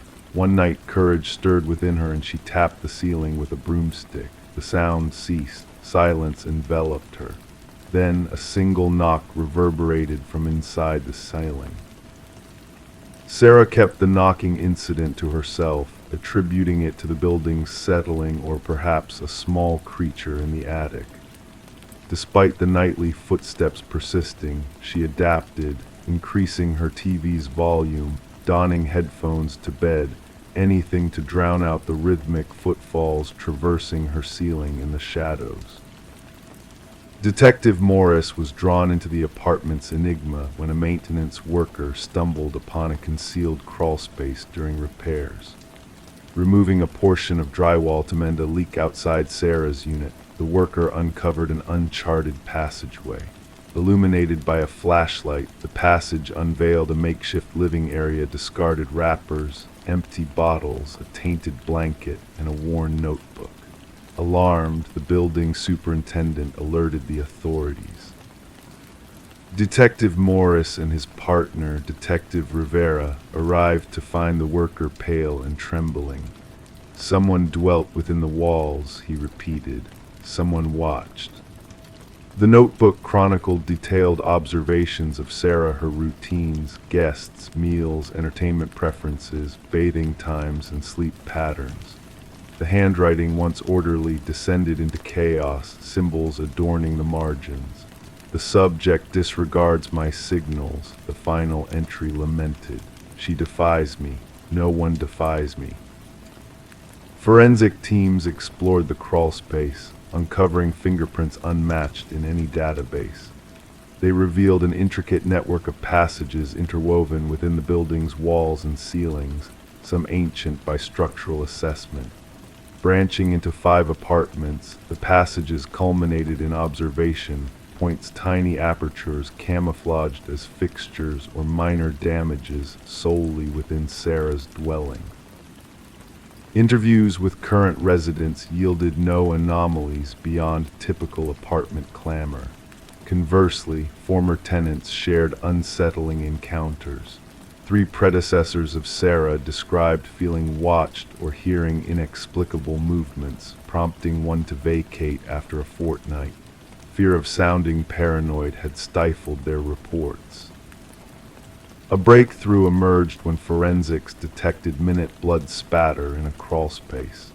DNA analysis linked the trace to Martin Weaver, a former tenant who had vanished 4 years earlier from the unit directly beneath Sarah's. Martin's disappearance, investigated anew, revealed his disputes with a reclusive neighbor named Edward, who had a penchant for solitude and silence. Following their altercation, Martin vanished, and Edward absconded the next month. Edward, it transpired, had a history of residing in top-floor units across various locales, maintaining minimal social ties before vanishing unannounced. A neighbor from Edward's past recalled his intensity and clamors for quietude. Property records led investigators to a rural cabin adorned with incriminating evidence, photos of apartment residents, schematics of ventilation systems, and detailed logs of specimen observations. and habitat preservation. The cabin's centerpiece was a corkboard plastered with missing persons reports, 6 victims hailing from Edward's past residences. Beneath it, the floor bore deep gouges as though a weighty object had been dragged repeatedly. Cadaver dogs unearthed human remains behind the cabin, reinforcing Edward's malevolent deeds. As forensic anthropologists toiled to identify the victims, Detective Morris revisited Sarah's abode. Though the crawl spaces were sealed, residents reported sporadic noises. During security system installations, workers chanced upon a notebook wedged at a hallway juncture. Freshly inscribed, it warned, "They found my old nest, but not my new one," its contents mirroring the initial notebook. The final page featured Sarah's apartment layout with a crimson-marked passage and a date set for that night. Officers hastened to evacuate Sarah, only to discover her vanished. Her phone rested on the counter, the TV hummed, and the shower ran. A message etched on the fogged mirror commanded, "Look up." The shower's ceiling panel had been removed. The pursuit of Edward, now identified as Edward Mercer, a construction expert, endures. Sarah remains absent, her fate intertwined with countless disappearances nationwide. Authorities have alerted apartment managers about concealed spaces and unauthorized modifications. Detective Morris, haunted not by graves or journals but by Sarah's plight, contemplates the unseen, listening for echoes in the night, pondering who else might be listening in return. Story 27. Renovations always have a way of revealing the unexpected. As Sarah and Michael delved into the restoration of their newly acquired Victorian-era home, they anticipated finding relics of the past: old newspapers, broken trinkets, forgotten photographs.